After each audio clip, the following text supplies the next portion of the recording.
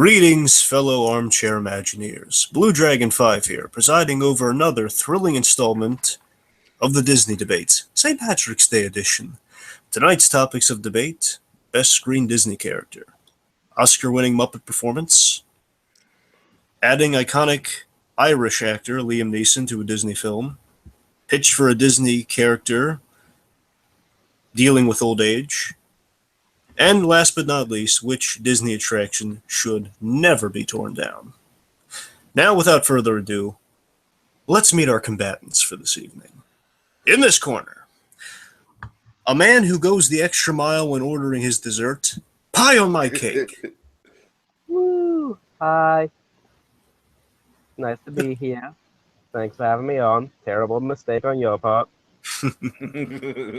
Next, in this corner, the calculating, silent, but deadly, Jacob Wile.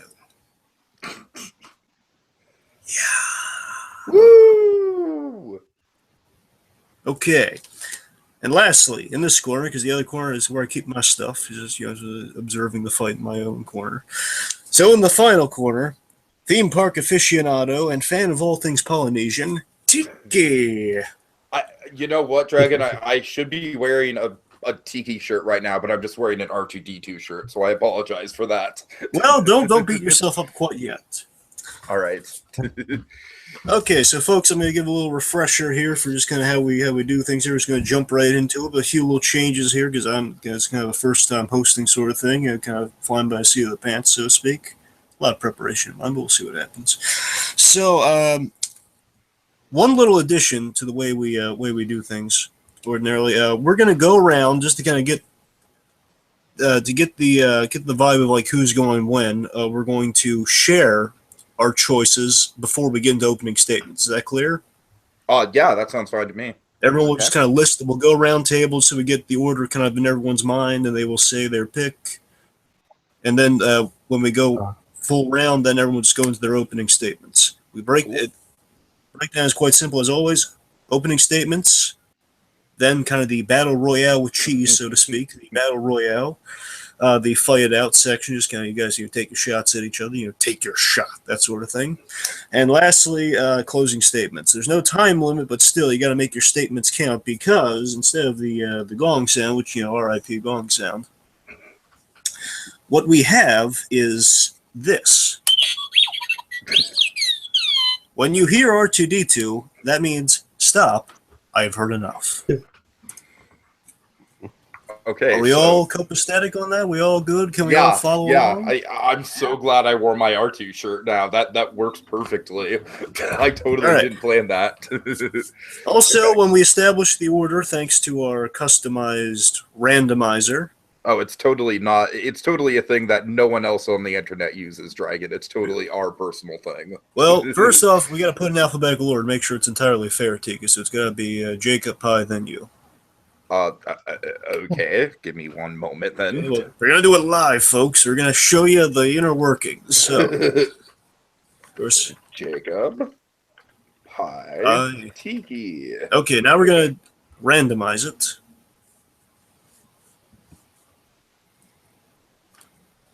Okay, that's the order we're going to go with for the whole night. We're not going to switch it up. We're just going to stick to this for the whole night. And, of course, still after we see who our last two combatants are. We're not going to switch it up. Are you sure about that? We're not switching it up. We're sticking to this. Okay, fine.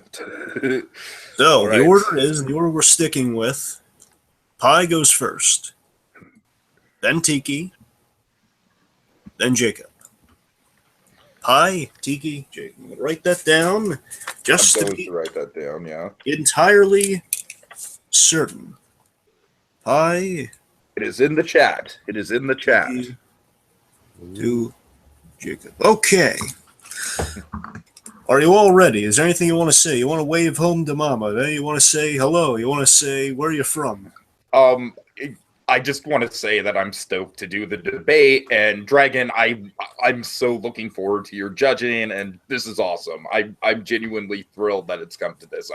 I'm beaming with excitement right now. Bye.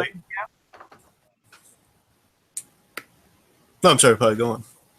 No, I was just saying, same here. I'm really excited to be on the channel. I've been loving your stuff so far. I've been watching it, and it's great to be a part of it.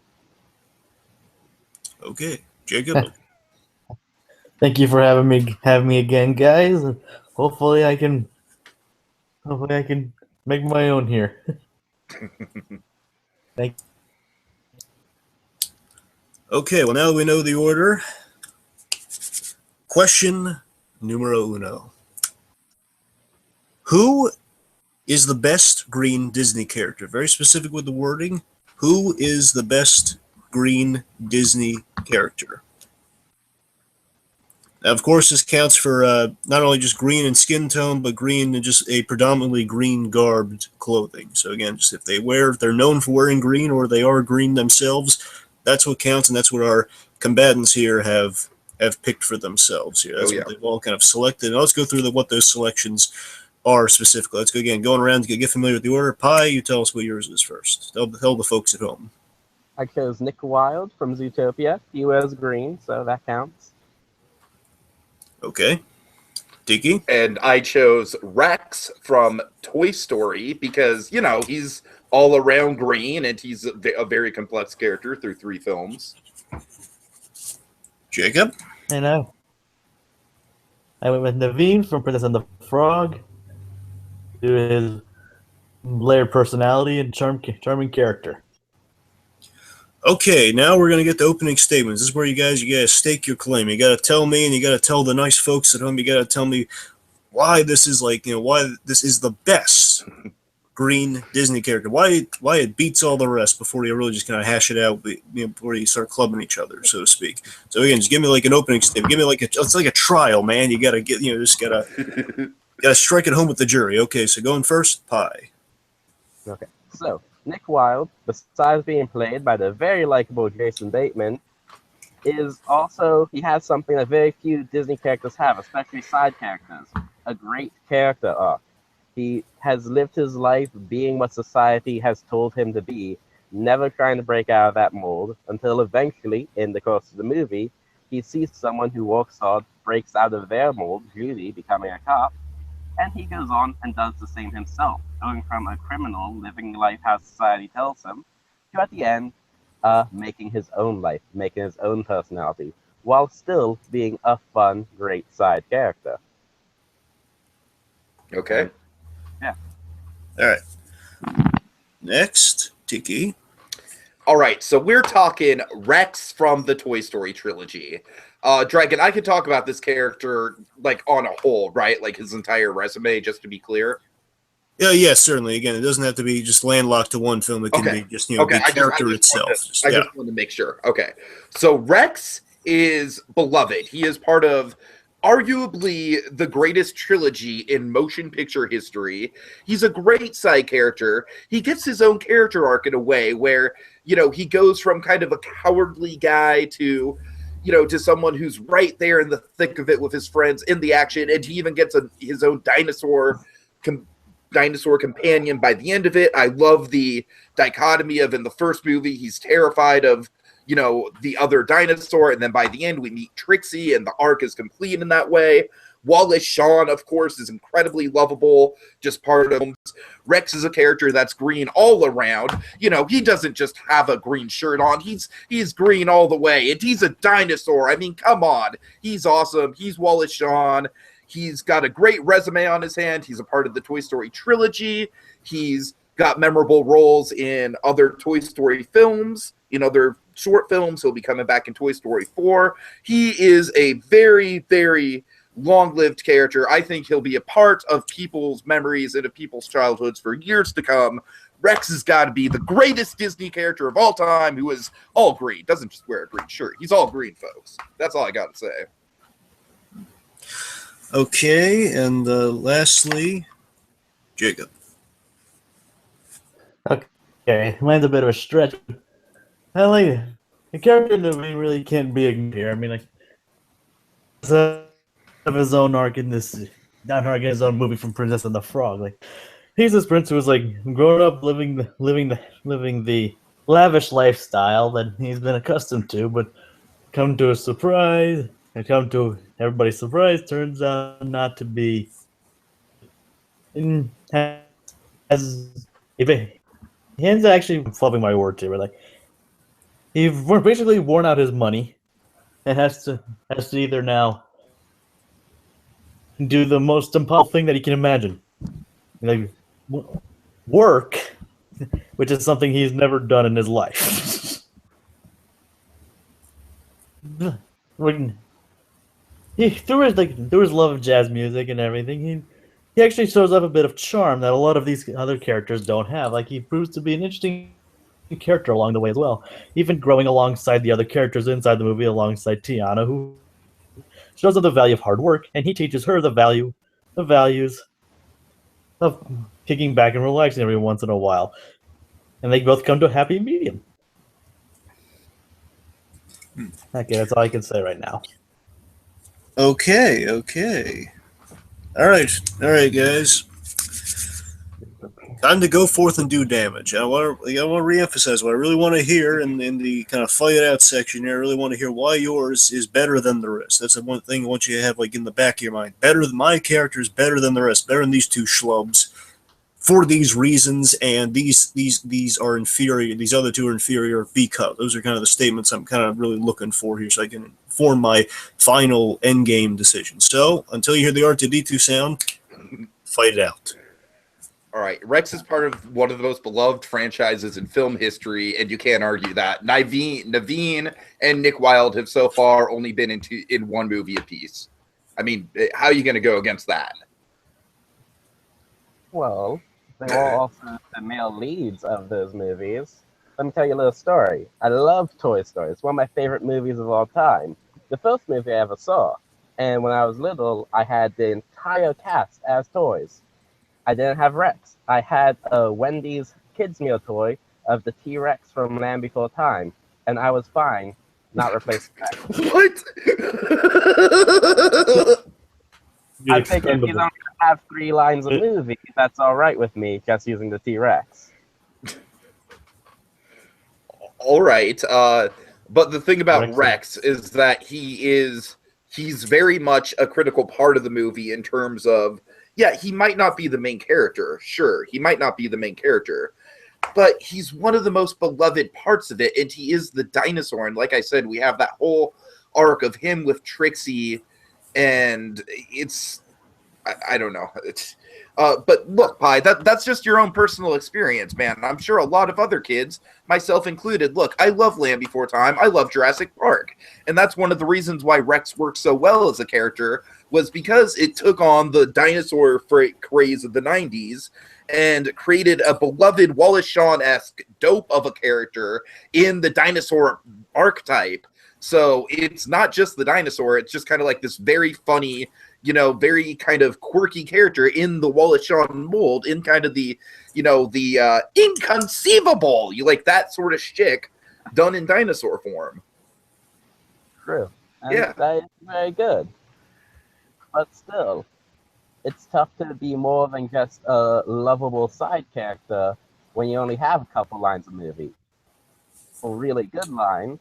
I wish we had a fact checker to actually like show all the lines that Rex has per movie, because that would be great. But I can somewhat confirm that Rex does have one-liners. He doesn't really have a string of he doesn't have any soliloquies or paragraphs or anything. Okay. I can confirm that. I can on Rex side. Yeah, he doesn't. I mean, he's basically just there to round out the cast. He doesn't really contribute much to the overall stories of these movies. I mean, don't get me wrong, the movies would probably wouldn't be the same without him, but at the same, he doesn't contribute much to the overall plot and stories of it. The biggest thing he had was Toy Story 2, Toy Story 2 with overcoming the fear of Zurg. That's basically the biggest thing he had. No, because like I said, he also has the thing with Trixie at the end of Toy Story 3, which I feel like is one of the most satisfying things in the whole Toy Story franchise is, the roundabout way in which we go through, to be like, hey, look, Rex is afraid of dinosaurs at the beginning, but then it ends up that his best friend is another dinosaur, and it's Kristen Schaal. Yeah, the Kristen Schaal part really doesn't matter. I know.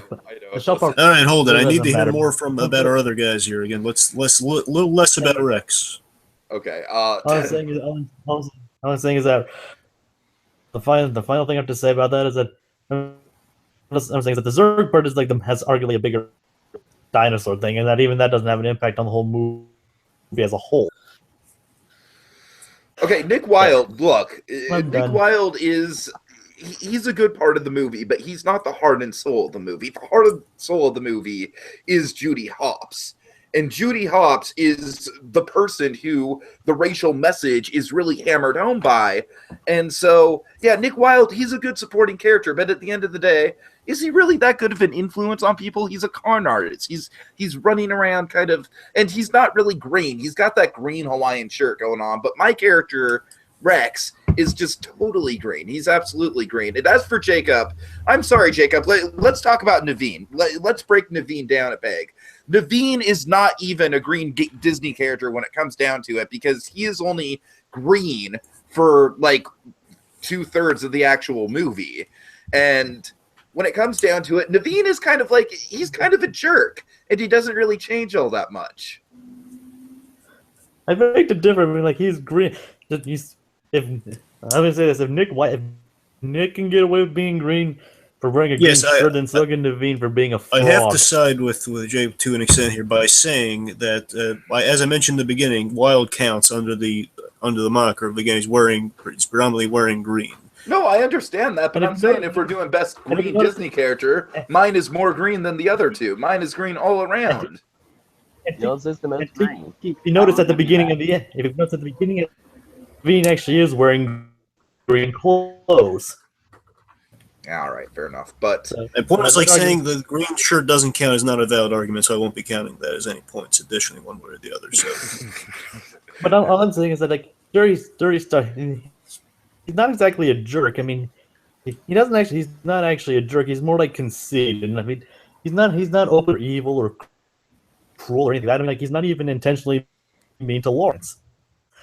It's just because fed up with him. The thing is, like, he actually learns and grows throughout the movie. Like, realizes the importance of hard work and working for your dream. But he's just so dumb to have lost all his money in the first place, though. Just partying away, and he's just a playboy, man. And are we really gonna trust that prince to Tiana when he's just like this big playboy running around, like playing his instruments in front of everyone? Man, this guy, I don't trust this guy. He's just I don't know. It's like it takes a lot to just crash an entire kingdom economically. Tiki? Yeah? Party Source Rex. What about Party Source Rex? Elaborate. You're accusing Naveen of being a party animal. Look at what Rex gets into. Rex is a beloved icon of a character, and it doesn't matter that he's not the main focal point. That doesn't excuse him from being essentially an unimportant character in his own franchise. He's not an unimportant character. He's a spice. He's a really good ingredient in the overall story. Right, he's a spice. At least my character actually, if he was a movie, it wouldn't be the same. Your movie could function well with a completely different kind of character, not necessarily being a dinosaur. Okay, I need to hear some stuff from Pi now. Yeah, you're right. The Princess and the Frog wouldn't be as good without Naveen. It probably would actually be a better movie because Tiana is just such a more interesting character. That's what I'm saying. That's what I'm saying, Pi, is that Naveen just kind of like drags Tiana down. But I'm sorry. Go ahead. It's been a while since I've seen the movie. So I'll admit I don't remember a ton about Naveen because he was also kind of a forgettable character. But he's overall not like the worst character, I think. I just would not call him the best. Especially compared to Nick Wilde, who plays the fun, charismatic, not playboy type character, but that kind of archetype, but also has a character arc and also can hold his own with the main female lead of the movie. But he's using the imagery of cute children to manipulate and get what he wants and run an underground ring. Yeah, and then he grows and changes from that. We don't hold it against Aladdin that he used to steal things. Well, I think there's a difference between that. I mean, Aladdin is stealing to survive. Nick Wilde is like running his own criminal organization. True. Yeah, But they also both have more or less victimless crimes. Yeah. All right. Okay, let me try to get one more thing out, and we'll see where it goes from there. Okay, so, all right. On second thought, let my little assistant here chime in. Oh, snap.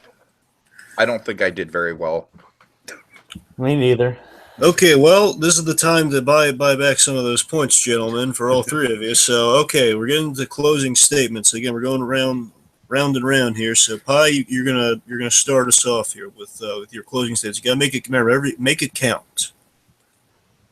Okay, so basically, just like I said, Nick Wilde is a charismatic and fun character who grows, breaks the mold in ways that side characters and characters like Naveen just don't have as much time to do.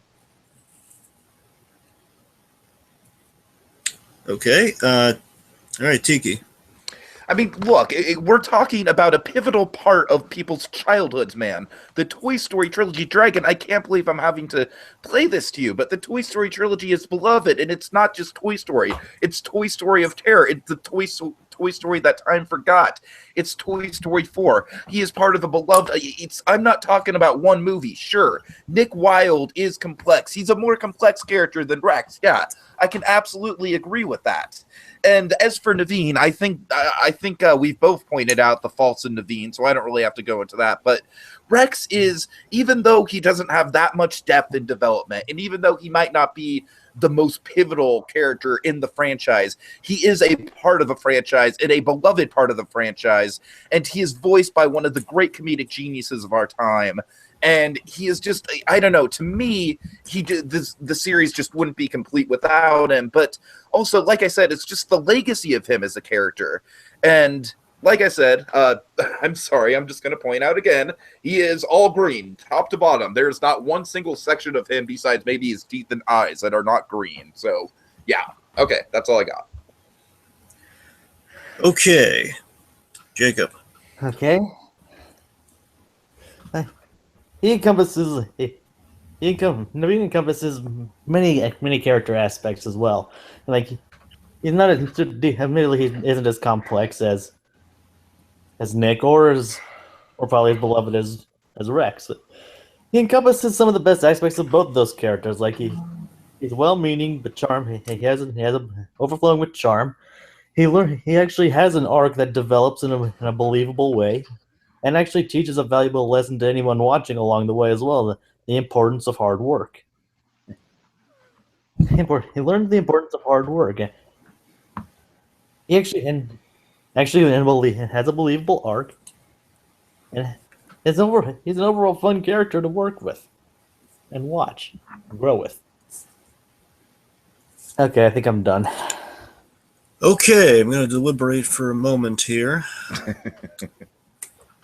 Yeah. I'm terrified. Thank you. Let me give some feedback here, and then I'll take a moment then to announce the winner. So, okay, here are the notes, guys. Here's just kind of what I'm feeding back at you here. So, all right, Tiki. I'm hearing a lot of I heard some excellent points in defense of your character. Right? Some excellent points in defense of your character. I sense your argument is really hinged on kind of the quantity and quality of Rex. There's a lot of passion behind it, which I respect.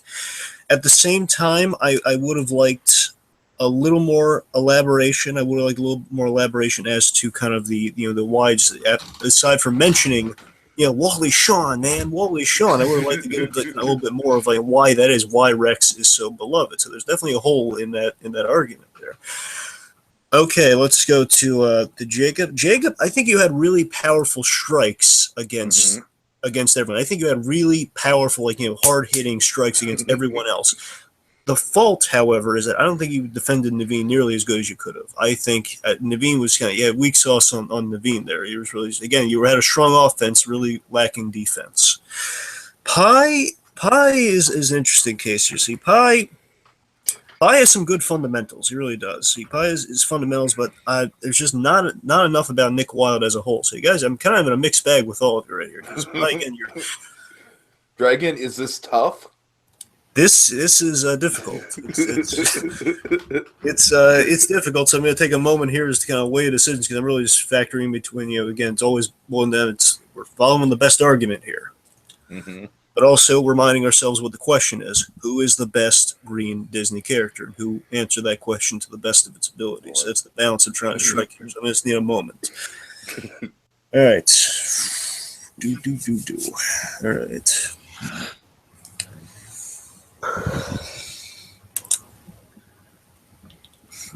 Well, again, guys, this was difficult. I just laid it out all, again, all you guys I think had really good qualities. At the same time, you're all kind of lacking a little something. But I got to tell you, in answering the question, like, who's the best green Disney character, I heard the most stuff for Rex, so Tiki gets it. Tiki gets the really?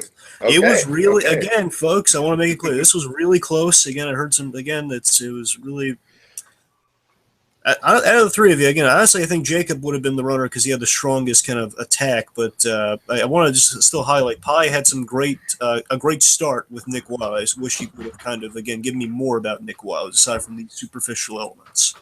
So first round goes to Tiki. Really close match. Really close match. Yeah. Hey, Tiki. Well, thank you, Dragon. All right, so you guys all did really fine work. I want to make that clear. I must say, when they started taking jabs at Rex, I was like, oh God, shoot, I don't know how to handle this. Now, I would just one more time to give credits to Jacob. You had the most. The thing almost got it to Jacob is that he argued that Rex wasn't necessarily a crucial plot related character. But then again, Toy Story 2, Rex is, he's integral, and I believe Jacob brought up Zurg thing, which kind of got me thinking, well, yeah, he's kind of pivotal to the Zurg story, so. And thank you for that, Jacob, because I haven't watched Toy Story 2 in a long time, so. Me neither. Okay. All right. Okay, question numero dos. Okay, this is a fun one, folks, I hope you're ready. Okay, which Muppet performance deserves an Oscar? Now, here's what I'm looking for.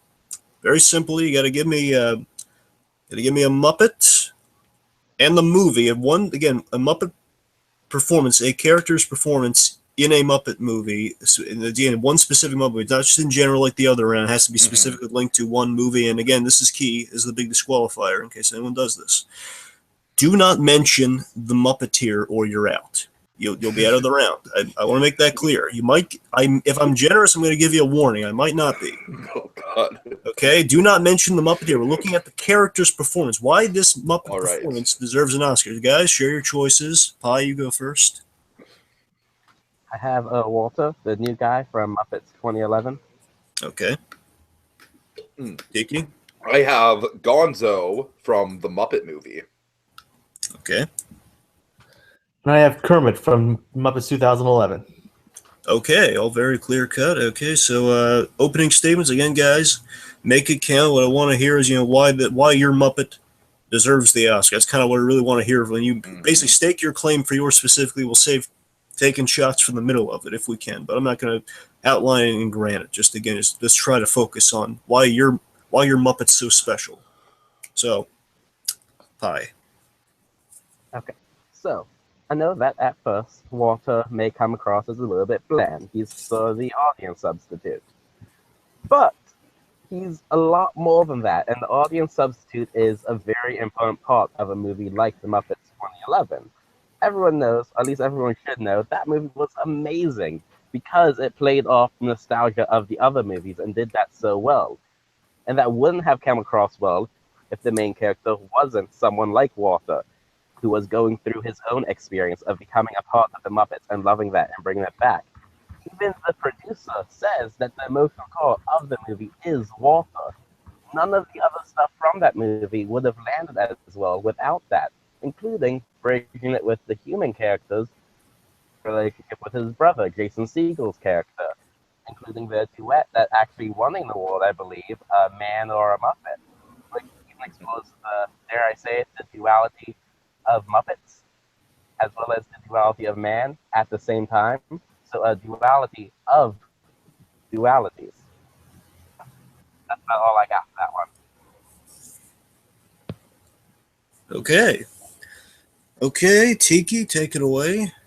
All right, Dragon. Well, I will not mention the Muppeteer, as you said, but I have been in a room with Gonzo. I have talked to Gonzo. I have made Gonzo angry at me. I have had personal interactions with Gonzo. So for that reason, I am going to pick Gonzo from the Muppet movie. Now, folks, look, the Muppets might play on nostalgia, but the Muppet movie is that nostalgia. The Muppet movie is just a potent dose of Muppets perfection. And Gonzo, here's the reason why Gonzo works so well with it. He is not the main focal point of it, but he works so well in the background. He is a definitive best supporting actor candidate. He gets that great song, the song that breaks your heart. Everyone talks about Rainbow Connection, but the song in the third act where he sings about, I'm going back there someday, and the wistfulness of that, and just how it can just take you away. And it just, you feel for him. He's an everyman, but a crazy guy at the same time. He has a lot of layers to him. He can make you laugh. He can make you cry. He's like the heart and soul outside of Kermit of the most pivotal Muppet movie there is. Bam. Got to be Gonzo from the Muppets. Okay, Jacob. Who better than the leading man himself of the Muppets? And what better than the one that resurged the Muppets? The movie that resurged the Muppets. Kermit the Frog himself. The main frog. This is a movie in which we see a different sides of Kermit we haven't seen before. We see more of the more hastier side, the angrier side. Like, he's a multi-layered character, a guy who's trying to save his family from falling apart yet again. Like, while the Muppet movie is about getting the family together, this is one about saving it from falling apart. Like, you can hear the sadness in his voice when he sings "Pictures in My Head" as he goes through the memories of his castmates, thinking about, like, maybe it's a time to put on together one more show. And, like, the desperation in his voice, like the high triumphs when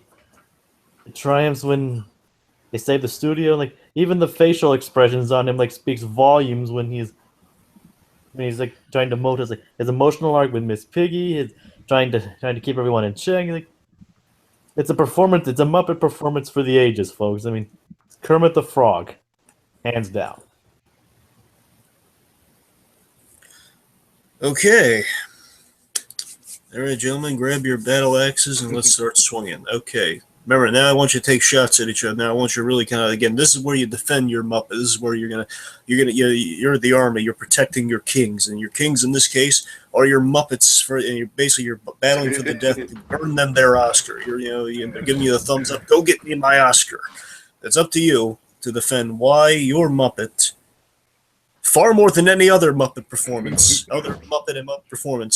deserves their Oscar. So again, just really get into why your guy deserves it, and what's so again, even more like what's so special about your guy, but again, more through why your guy deserves it other than the other schmoes. So go on. Well, I do like your choice of Kermit. It is a good choice. But here's the thing about, like, when it comes to the actual politics of Oscars that you have to look into.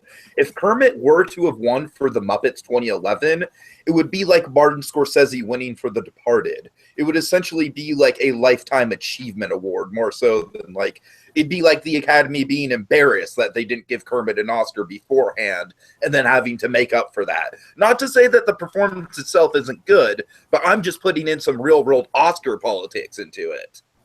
Bam.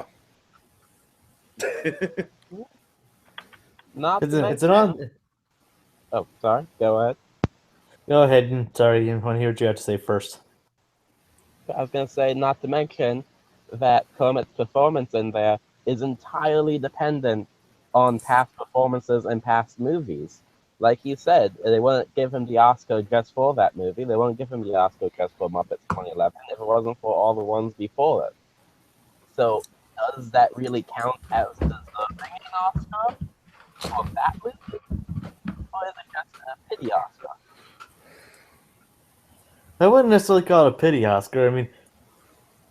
That'd be like calling Leonardo DiCaprio's Oscar for The Revenant a pity Oscar. Well, Leonardo DiCaprio That's got cold and suffered conditions and growled, and that's why he won an Oscar. Yeah. I don't like The Revenant. The Revenant doesn't hold up for me as a film, and Leo is a big part of why it doesn't. I'm sorry, I don't want to talk about The Revenant. I'm just saying that, like, if you're going to use that example, I could tear down The Revenant. I'm just saying, that bear doesn't go waka waka. Oh God! but like I'm saying, calling Kermit's a pity Oscar would be like calling his a pity Oscar. I mean, like, they earned the award. Like, it doesn't matter when he got it, he still got it. And a better example would have been from Cecil B. DeMille, but no, I digress. Okay, so Pi, you mentioned that that Kermit would have, it kind of is based on the other movies. Well, I think that Walter's success is based off of the other characters. Like, I don't necessarily think he has all that many moments to truly shine in the movie. I just think what he is just kind of like, look, oh my God, I'm interacting with Kermit, I'm interacting with Miss Piggy, and yeah, he does have the arc with Jason Segel, but I just think he's kind of basic as a Muppet character. What I feel like Gonzo, like I said, Gonzo portrays, like, he makes you laugh as much as he makes you cry in the Muppet movie. Gonzo is pretty fantastic. No one's going to say he isn't. But Walter does have more than just being there to interact with the others. Like, he has the Man or Muppet song. It's this whole deal of finding where he belongs and where he. But like I said, the Man or Muppet song only works because you have Jason Segel in there. And Gonzo's like, Gonzo's only, he doesn't really work. I'm trying to think. I haven't seen the Muppet movie in a while. Yeah, that's kind of my problem too. But Gonzo himself, I mean, he's not really he's an essential Muppet, but he can. That scene could have been cut out of the movie and it'd be worked just fine. But Kermit on the other hand, like, you need to feel his pain in order for the movie to drive home its point. Like, he is a man who's suffering through a bunch of something through loss, like, trying to come to terms with, like, his past is gone. Like, he's a sad frog. Like, sad frog. I mean, like, do you know what one of the criticisms of the Muppets was, Jacob? The fact that Kermit was kind of sad. The fact that Kermit didn't really have that old spark in him. I remember people saying that. But the thing is, he gains this. He actually does have that spark. I mean, like, after Walter but comes back into his life. But is it worth going through so much of the movie where he's just kind of... Look, I'm not saying it's not a good performance, but I'm just saying, like, in the context of how it works in the actual movie, is it really worth having so much of Kermit just being moody and being like, I don't want to do the Muppets, you know, like... Like, he was never like that. He's like, his entire thing was to do the Muppets again. Like, that was his entire goal. Like, and that's what revitalized him. Like, and his entire arc with Miss Piggy and everything. And, like, and the whole ties together with the Rainbow Connection. And it's like, he's like saying, like, this is my family. I can't even if we don't have the Muppet name, we're still a family no matter what. Okay, let's let Pi talk. Yeah, and also, I want to hear more about Gonzo. I want to hear more going against Gonzo here, guys. Well, Kermit's Gonzo in the Muppet. It really. Gonzo in the Muppet movie. Starting with Pi, then we'll get to you, Jake.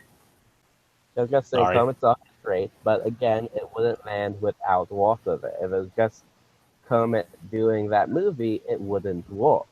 So should he get an Oscar if his performance is good just because of other people?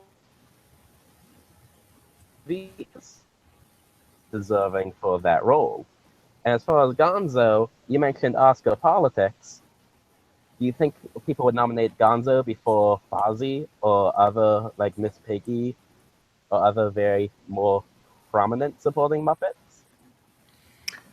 Yeah, for supporting, yes. I mean, look, if we're going to talk Oscar politics, I absolutely think Kermit would win that Best Actor. But in terms of supporting, I think Gonzo has the most memorable song in the movie, the most heartfelt song in the movie that isn't Rainbow Connection. Like, to me, that is kind of like the Anne Hathaway Oscar, or the we just recently saw Emma Stone win for La La Land just based on the audition song. You know, not based purely on that, but it was a big part of it. I feel like if a supporting actor can have one super memorable song that ties them to the rest of the themes of their movie, and for me, I'm going back there someday, represents, we saw Gonzo and him floating up in the balloons earlier in the movie, and it's like a beloved part of his character, right? The fact that he's this daredevil, you know, and it's like, oh, Gonzo, the quirky daredevil, haha. But then I'm going back there someday as like this beautiful rumination of what it feels like to be a daredevil, and I think that's just it gives me chills every time I see it. Yeah, I definitely think Gonzo's the most deserving supporting actor in the Muppet movie. Let me hear a little bit more about Walter. Against Walter, I should say. It's going against Walter. Well, I mean, like I said, Walter is an everyman, and there's nothing against an everyman, but I don't think everyman characters really stick out all that much compared to other characters, and I feel like that Walter is basically like the Muppet version of a Nintendo Mii. He's basically just like he's basically a living plot device. Exactly. Yeah. I mean, not that living plot devices can't be good. It's like he basically solely exists as like, oh, I'm gonna get the Muppets back together. I have like big dreams. Like, look at me, I have dreams, and I got the Muppets back together. Whoa! You're on my watch.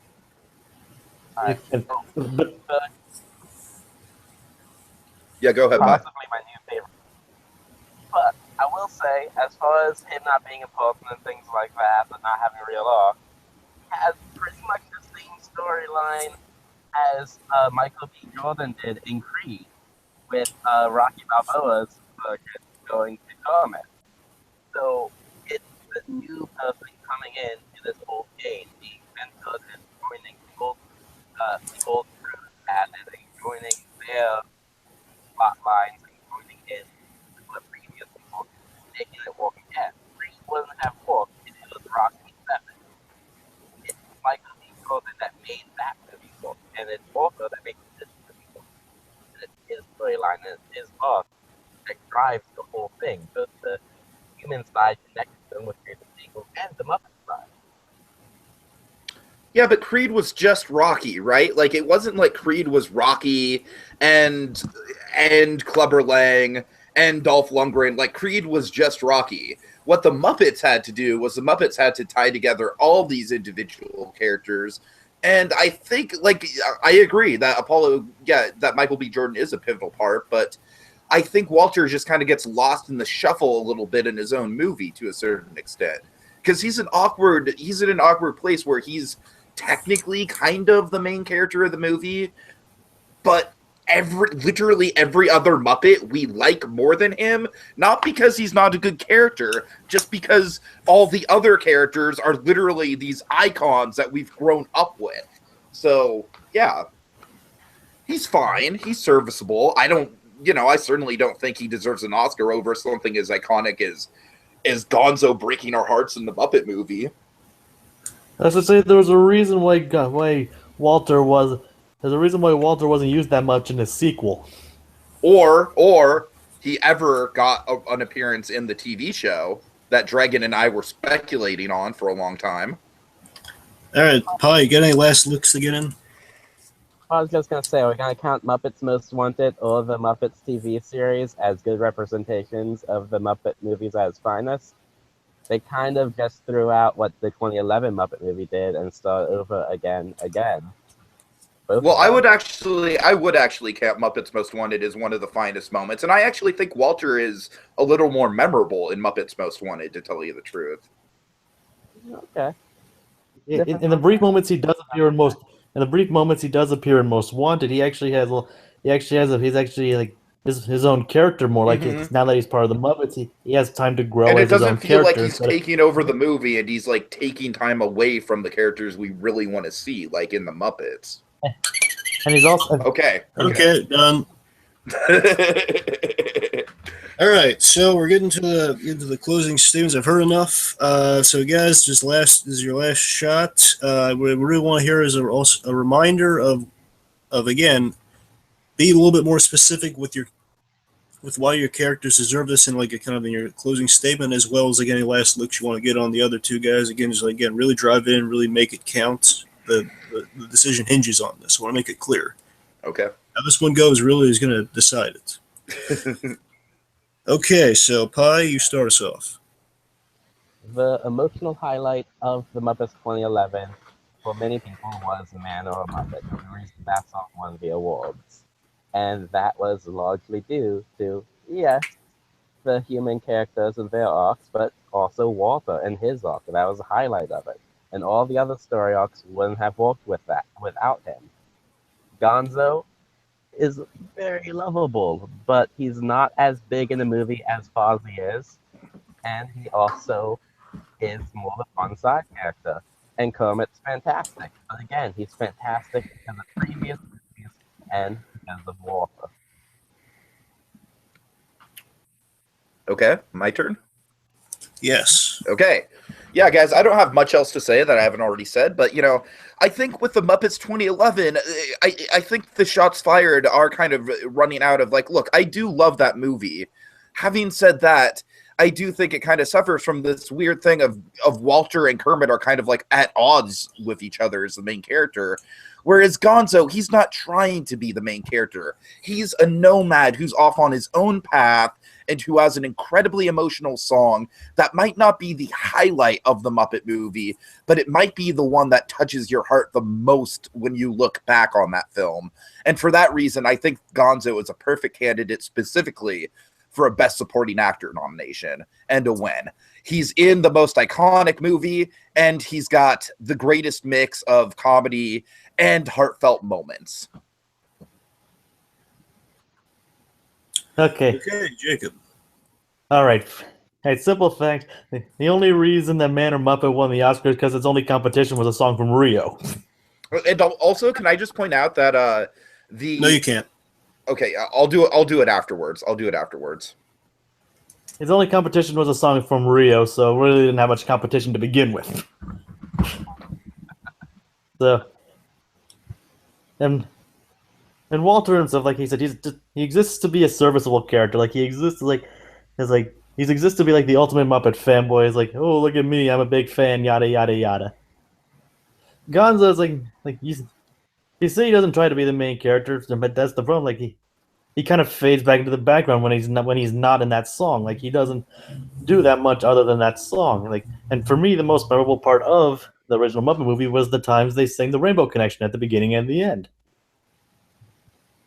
But for Kermit in 2011, like he goes through a lot in that movie. Like he has the highs and lows. Like as a frog, he leaps through both of them. He leapfrogs basically between emotions. Like he's a multifaceted character going through very complex, trying to figure out who he is. Like he's trying to figure out who he is and like who the Muppets are. Like he's trying to save his family from being basically torn apart yet again, and save their legacy. And that's why I through all the emotions and everything, and the two memorable, and even some of the original songs he sang, and even the amazing, heart-gripping reprise of Rainbow Connection when they're trying to save the theater. That is why Kermit the Frog deserves the Oscar. Okay. That was a good one, guys. That was a really fun one. Yeah. Sorry. Really glad I thought of that. Yeah, really glad I thought of that question. That was a good one. I knew that was going to be a good one. Pi, sorry, what did you say?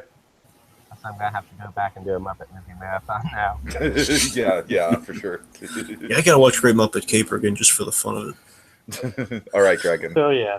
Okay, so here's the notes, guys. Here's where I'm kind of leaning. Here's where we're going. So, boy, oh boy, again, we got a really rich selection of characters here. We'll make that clear. So, okay, just going chronologically here, Pi, I think you made some good points against Gonzo, which I was kind of lacking in other aspects. I want to say, I think you really had a strong thing there. But at the same time, I'm not really. Well, you had strong arguments against Gonzo, and you had a really excellent point against Kermit for Jacob's argument. However, I think some flaws were pointed out about Walter that kind of hurt yours critically. So that's going to be something to bear in mind in the deliberation. So I think your offense is really strong. I think you kind of left the queen on guard, so to speak. Basically, I didn't really hear a defense after. I didn't hear as much of a defense after some of the flaws were pointed. I was kind of hoping you would kind of restock the cement, so to speak. Okay. Okay, Tiki. Again, the passion's really glowing strong with you, buddy. Again, you're doing really well there. However, you over focused on one scene, and that I think is. Anne Hathaway won the Oscar for one scene. That's a fair point, but still, I mean, I want to again. One scene does not entirely an Oscar make. There's also And it's not one scene; it's also the balloons. You know, like we have the scene with the balloons earlier. It's the whole character arc. I know. I wish you spent more time talking about that, though. Okay. I think you focused too much on that one scene. You mentioned it in passing. I wish you could have focused a little bit of like. All right, I hear you. Fair enough. Fair enough. Well, again, really strong in support. Again, I think the strongest point you made was about the supporting Oscar, which I think really kind of, again, in the beginning, I think you were going strongest in the beginning. Okay. So let's see. Then Jacob. So Jacob, there were some interesting points put against you because, of course, the whole. I'd say probably the most critical strike was, the Kermit's performance in that movie being dependent on the emotional attachment of past movies. And again, the Lifetime Achievement Oscar, I didn't understand how anyone would come back from that. That being said, amazingly, I think in the end, I think in the closing statements, I really do think you brought it back. And believe me, it's really close between, I want to say you and Tiki, I think were really, really neck and neck on this one. But I think Jacob, he pulled it out at the end. They were basically, again, I don't understand how anyone could recover from those shots being pointed at Kermit, but then you just you reminded us of like, you spent more time on those moments of like why Kermit being in such a low place paid off in the end. That's what really, I think, won out at the end of the day. But again, it was really close. I can really respect that. Great job, Jacob. So Jacob gets the point in round 2. Okay. Yeah. Okay, so again, really close. And Pi, again, you're doing good work. So I want to make that clear. You got to strengthen the defense a little. That's your weakness going forward. I just want to hopefully help you going forward there. So again, strengthen the stronghold. Okay. Okay, now on to a definite St. Patrick's Day influence one. Again, because beloved Irish actor Liam Neeson. Okay, question number 3: which Disney film do you improve by adding Irish actor Liam Neeson? Now, of course, give me the role and the movie when you guys are going around here, just kind of announcing them. Pi, you go first. I have Liam Neeson as King Stefan and Maleficent. I have Liam Neeson as Man, aka the Hunter in Bambi. Jacob? I have Liam Neeson as the Horned King from Black Cauldron. Okay. Pi, what's your opening statement? Again, make it count. All right, so Maleficent is not a great movie. It's not a bad movie. It's an okay movie. What makes it work so well is Angelina Jolie's performance as Maleficent. And there's some good performances from Aurora and Diaval, the side characters, but they have kind of almost a dual protagonist thing they start to set up with King Stefan, but the actor playing him just doesn't pull it off. Liam Neeson has proven time and time again that you can put him in either really cheesy or really bad movies, and he will make that movie work. So if you had him on that side with the humans holding up that end of the movie, as well as Angelina Jolie as Maleficent holding up that end of the movie, it might have been a good movie, if for no other reason than the two of them playing off of each other and acting off of each other. Okay. Okay. Dig it. So, man is a terrifying concept in Bambi. You can just call him the hunter. You know that, right? You know. No, I'm going to call him Man, Dragon. Okay, I just want to make it clear for the audience that he's talking about the hunter from Bambi as well as the man, just in general, man. So, what can be more terrifying than something unseen? Liam Neeson. That's what. The idea of Liam Neeson going around and stalking Bambi and his mother through the first act of the film, folks. Think about that. You have Liam Neeson. You know how terrifying Liam Neeson is. Somehow he time traveled back to the 1940s to be in this movie in animated form. And he's there, and he's ready to go. And he's targeting, we learned that because he represents man is evil to the core, and he is targeting Bambi's mother specifically because he wants Bambi to get separated from his mother because he's just that sadistic. He has one goal in mind, and that's to separate the baby deer from his mother. So what does he do? He stalks them through the meadow. We see his perspective. We don't just get those very ambiguous like gunshots and oh look, it's the campfire in the distance. No, we see Liam Neeson and we see the fury in his eyes. We see the passion in his heart. And then later on in the movie, after Bambi is grown up, we get that one final fucking confrontation between Liam Neeson and Bambi. Bambi sticks his horns right through Liam Neeson. It's gory. It's amazing. It'd be the most incredible Disney moment ever. Come on. So suffice it to say, yours would kind of rewrite Bambi a little, right? Essentially, yes.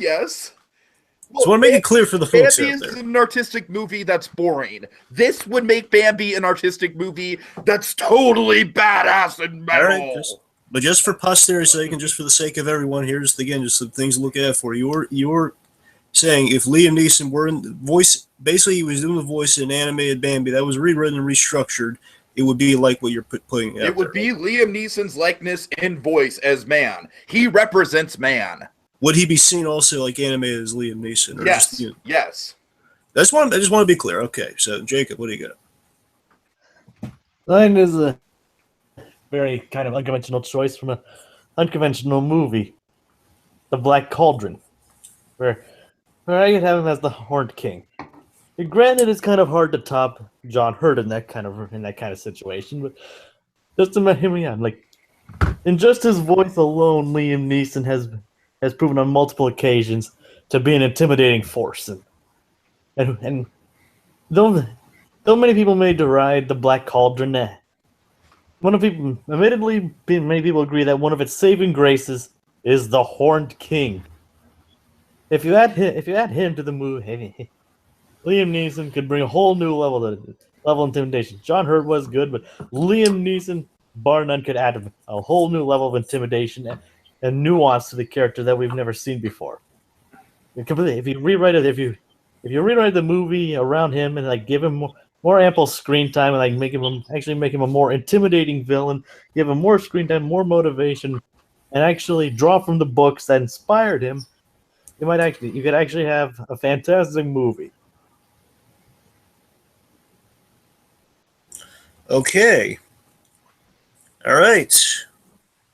Let's pull out the Neeson swords and fight, guys.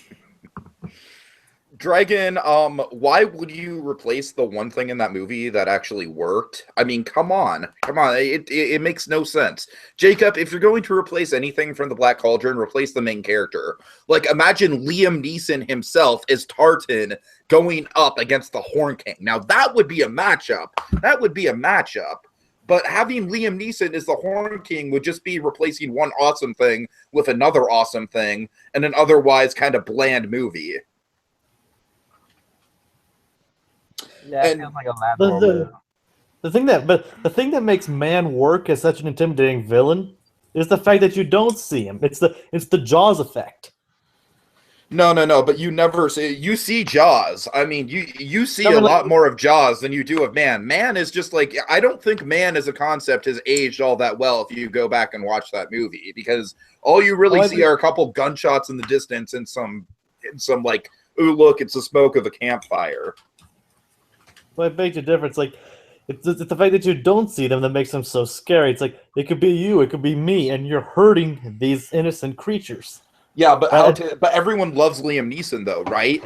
So how terrifying would it be? Is that not? We all know Liam Neeson can be intense, and this would be challenging, man. This would be challenging to us as an audience, having to accept, okay, Liam Neeson is a badass, but now he's a guy so bad that his sole mission is just he's so sadistic that he wants to separate this baby deer from his mother. He just wants the satisfaction of doing that. Okay, guys, I need a lot of why from all of you. Why? Why would he like? Oh, I see that one deer. I see that one deer over there. I'm just gonna kill his mother. Because he's a crazed mountain man, and he has his eyes set on one thing. See, Why not kill the king? Why not try going after the king of the forest instead of the mother? Yeah. All right, King Stefan. I need some why this Neeson is pivotal to King Stefan. Like I said, I don't see what was wrong with Sharlto Copley's performance. And as also, King Maleficent is just like it's a bad movie, and I don't think doing anything to it would help it. I mean, I don't think you could add frickin' Daniel Day-Lewis to that movie and make it any better. Improving a movie, isn't that kind of the goal, though? Taking the bad movie and making it better? Well, look, I was going to put I was going to put him into Pirates of the Caribbean at World's End, and then I realized that'd be a fruitless effort because Pirates of the Caribbean at World's End is a fucking terrible movie, and I couldn't made it enjoyable at least. Yeah, make it enjoyable. But what I'm trying to say though is that like Bambi would be the ultimate kind of like, okay, not only is like you guys mentioned, yeah, the ambiguity of man, but Liam Neeson is the ultimate man's man. And it'd just be a challenging role for him. We've seen him play crazy, and now this is the craziest he can get. That'd be it. It would just be him being crazy. I mean, it wouldn't be that much of a character for him. I mean, like you're just like, well, I'm gonna shoot a gun. I'm gonna shoot a gun here. I'm gonna shoot a gun over there. It wouldn't be a character. It wouldn't be a character, Jacob. Think of all the psychological ramifications we would have from this. Or what about this? What about this? What if he didn't even know that Bambi existed when he shot the mom, and then he realized that Bambi was there? What about that? It just, there's so many possibilities we could go with him. He'd be a tortured soul. He'd be this lonely mountain man living in solitude. The audience would feel for him. They'd have a sympathy for him. But he'd also, so they're supposed to share sympathy with Bambi as well?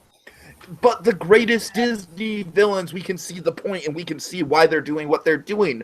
We can get on their side to a certain extent. And I want to put that great Disney villain into Bambi. I don't want it to just be this ridiculous ambiguity of the campfire and the gunshot and, ooh, isn't it creepy? No, screw that. I want a bona fide classic Disney villain, and I want Liam Neeson to time travel to the 40s to give that to us. All right, Pi, what do you got? Let's hear some more from Pi.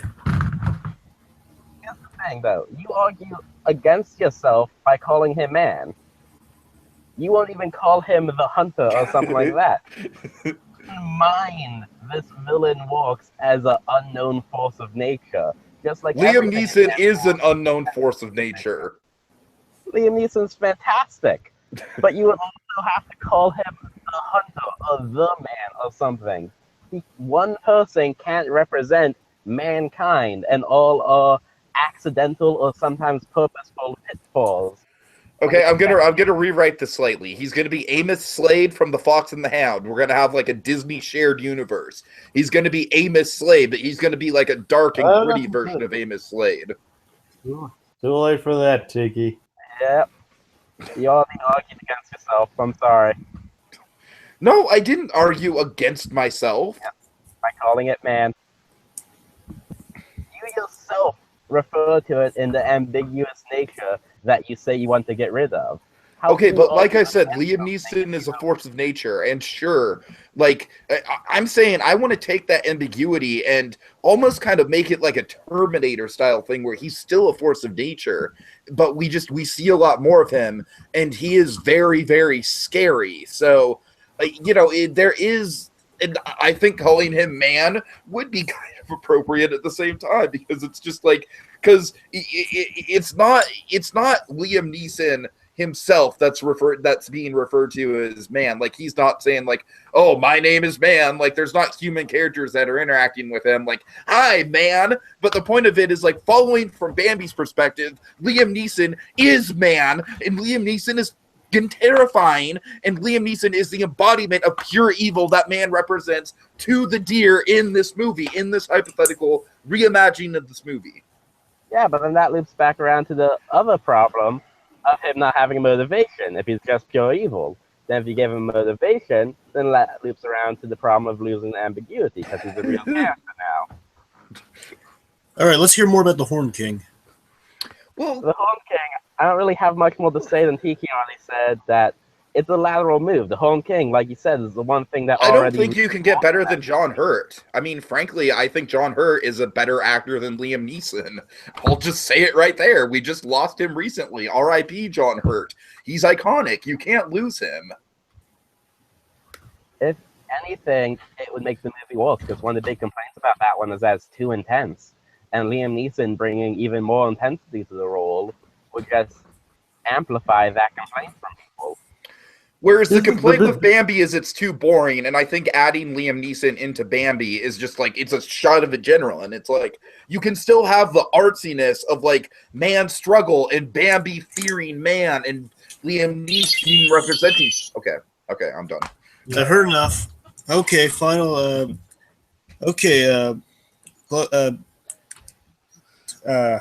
Final statements. Yeah, final. I don't know why it's closing statements. Why it's closing statements? Sorry, I was gonna say final. I got all discombobulated. It's closing statements, guys. Again, make it count. Again, stake your claim. Again, refresh yourselves on again the why being pivotal. Why your guys get it. Again, this will heavily inform it'll be everyone's last shot, so to speak. So everyone, okay, go forward. Pie. Like I said, Liam Neeson can carry bad movies. He's done that time and time again. So putting him in a bad movie that's being half carried by Angelina Jolie, together they can carry it and make it, at the very least, better than it is. Actually improve it. A movie that's already not considered great. Like Bambi, which is already considered to be a classic. Or Horn King, where he would be replacing someone who's already carrying the movie. So it wouldn't be a net gain. Okay, Tiki. Yeah, I'm not going to say anything else about the Horn King because I think everything else has already pretty much been said. But look, like I said, the complaint about Bambi is the fact that it's boring. It's beautiful, it's artistically wonderful, and if you put Liam Neeson in there, you can still keep all of the beautiful Tyrus Wong backgrounds and everything and all the artistic nature shots, but instead of like drip, drip, drop, little April showers, no, it's like Liam Neeson, razor sharp focus. Why he's doing it, who knows? Why is Maleficent doing what she's doing, Pie? Because she got slighted at a party? Because she got snubbed? Like, motivation doesn't necessarily have to matter if you've got a force of nature as a villain, and I don't think there's a bigger force of nature than Liam Neeson. And yeah, I mean, that's all I really have to say. Okay, Jacob. Okay. Okay, as was brilliantly put out by Pie. Either way you put Liam Neeson into it, you'll lose one aspect of the character that you want to bring in. Like you basically destroyed your own points in a way. And like I said, I currently don't see how Liam Neeson could even improve Maleficent. She didn't even turn into a dragon, so that kind of already ruins the movie by itself. So I don't see even how he could even improve that. But I mean, What's the biggest problem with that movie? Yeah, like she doesn't even turn into the dragon. That movie's beyond redemption right now. I even thought it was okay, but like I said, that point like completely denies it. Like I said, and I even thought Darnell Copley was okay as King Stefan, but proved that much to be in there. But the Horn King, like you're the one who's talking. Tiki, you complained about how my movie was. Well, no, you complained about how my movie was already too intense, but you wanted Bambi to be gory. You openly said that you wanted Bambi to be gory, so I don't really see how that works. How that works against me. Mike, I mean, Okay. Liam Neeson could really be brought in to it and make it an even more intense character in a different kind of way than John Hurt did. He could bring in a different interpretation to the character, not necessarily imitating him, but an entirely different kind of interpretation, but still subtly creepy in a way, and still be a great villain nonetheless, and pay greater homage to the actual source material in which he is from.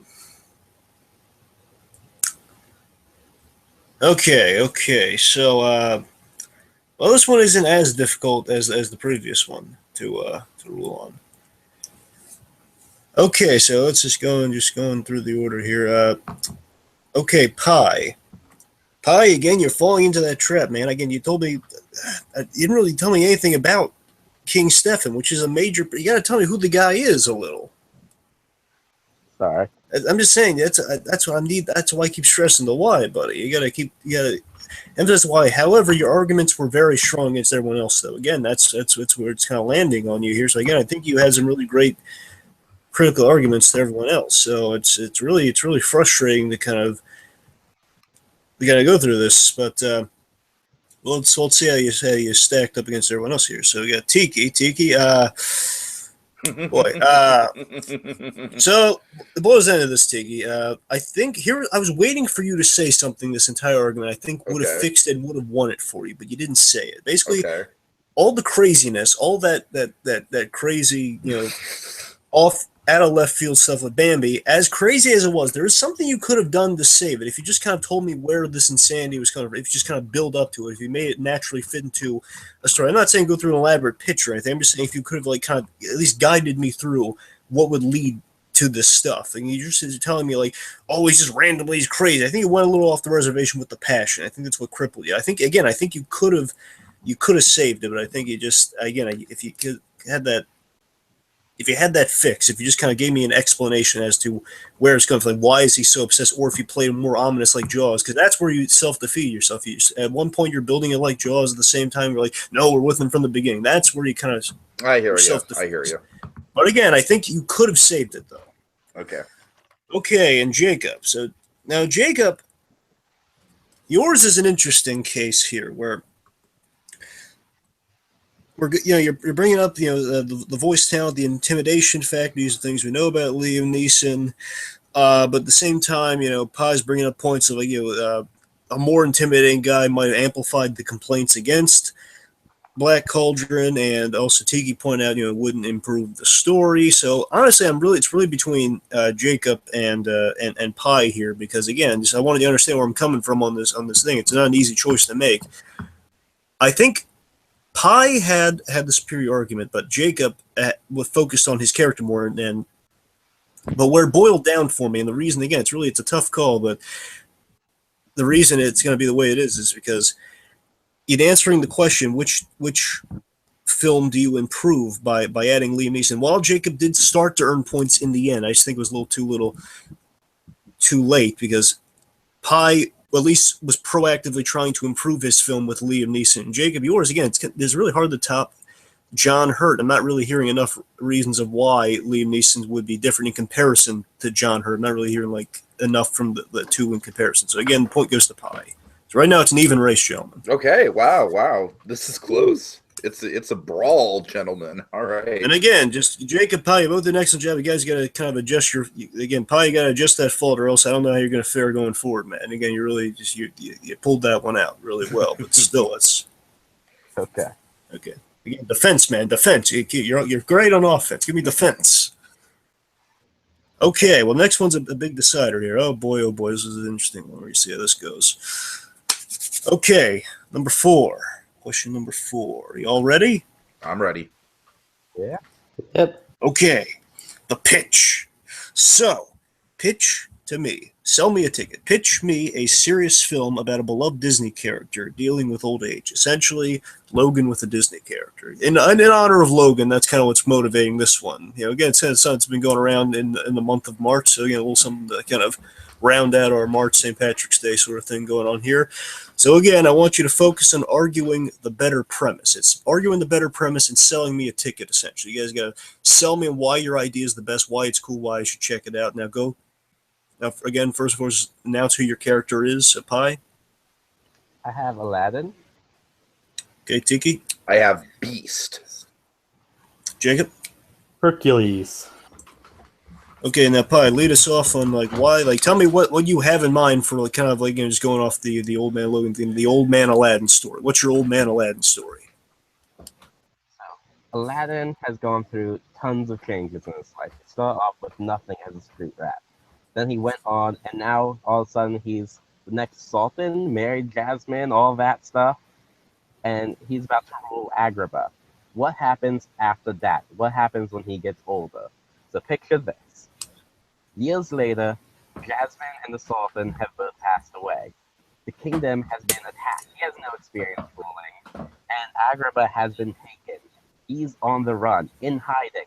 You got that nice desert atmosphere that gives it almost similar cinematography to a post-apocalyptic type movie. The same type of thing they used in Logan, where they use all the deserty to give it that almost post-apocalyptic feel. So many ups and downs in his life, so many daddy issues that he's gone through, dealing with being a thief and all those skills he's on. Beloved character. Now we're seeing him at his lowest, and we want to see him rise back to the top. And it's the story of him regaining back for Agrabah, saving it one last time, along with Genie, who, again, we never saw what happened after he got set free, or what could be the consequences of that. He's lost his immortality now. So now he is an old man too, going with Aladdin, and they're going on one last journey together, with Genie's magic not working quite well, serving the Professor X in this role.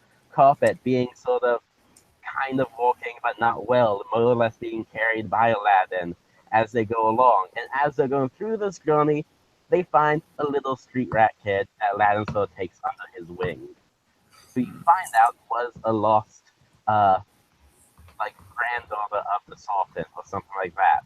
Another lost prince. So the story is Aladdin restoring the Agrabah throne with this new kid, and with the genie's last wish, well, Genie's last act before sacrificing himself, Aladdin maybe sacrificing himself. I haven't actually seen Logan, so I'm kind of just going off the previews here of how dark it's supposed to be. But the two of them going at it, saving Agrabah. One last ride. Okay. Tiki, Old Man All right. Beast. So we're about to have Beauty and the Beast hit theaters. It looks, by all intents and purposes, to be a pleasant movie. Let's talk about what works with Logan, just really quickly. Logan works because of a combination of it's an iconic character dealing with a malfunction in his powers that's essentially killing him. And also it works because of just the dark tone and the grittiness to it and the fact that it's afraid to take chances. And with that in mind, I'm proposing essentially a psychological drama, a psychological almost body horror film about the Beast and Lumiere slowly transitioning back into their original states after the death of Belle. So here's the pitch here. We learn in Beauty and the Beast that the Beast will remain a human as long as he's got that true love in his life, as long as he's got Belle in his life. What happens after Belle dies and he does not have that love in his life? What happens then? Well, he slowly transitions back into a beast. That's what. And it's a horrifying experience to go through. The Beast is alone. He's downtrodden. He starts out as Adam in the beginning of the movie, the actual name of the Beast. You know, like he's a graying old prince. He's got a beard, kind of like a Mark Hamill beard. And Lumiere is the only one of the staff that's left alive. Mrs. Potts has long since died of old age. Cogsworth has long since died. All the staff is dead. The castle is fallen into ruin. The Beast never really had a shot. Adam is just this old decrepit figure. And as the movie goes on, and it's just basically, there's no hope. Adam knows that he's not going to be able to find another Belle, especially because of all the time that he and Belle spent together and what Belle means to him. It would essentially be like Carl getting another woman in his life after Ellie and Up. Like, could you imagine if Carl had a love interest in Up? No, that basically what this story is all about is two things. It's Beast coming to terms with the fact that he will never have another person in his life like that, and that the love of his life is dead, and we're essentially going to make it a movie-length pondering of the themes that were brought forth in married life. And also, like I said, the body horror element of it. Lumiere is going to slowly form into wax. His skin will start melting, and there's not anything they can do, because even if they went through an elaborate Disney-esque scheme of getting a girl into the castle and, swooning him in a snowball fight, that's not going to work. The Beast's heart, I'm sorry, I'm going to turn my webcam off because I'm kind of glitchy here, but the Beast's heart is with Belle. It's always been with Belle, and with Belle dead, he's done. And so the movie is just, it's a depressing affair, but it's also just a psychological, thought-provoking movie, it'd be incredibly artistic to see Adam slowly transform back into the Beast, and maybe at the end of the movie, he'll have fully transformed into the Beast, and the Beast won't be vocal, and Lumiere will just be a candlestick, and they'll be just left as dust in the wind, and that is my Beast pitch. Okay, Jacob. Okay, think about the way Hercules is portrayed in this movie and in the original myths was portrayed as like the archetypical superhero. So it's this kind of Logan style in a way as well. Like he passed in the movie, he passed up the opportunity to be a god, to be with Meg, an opportunity he won't get again.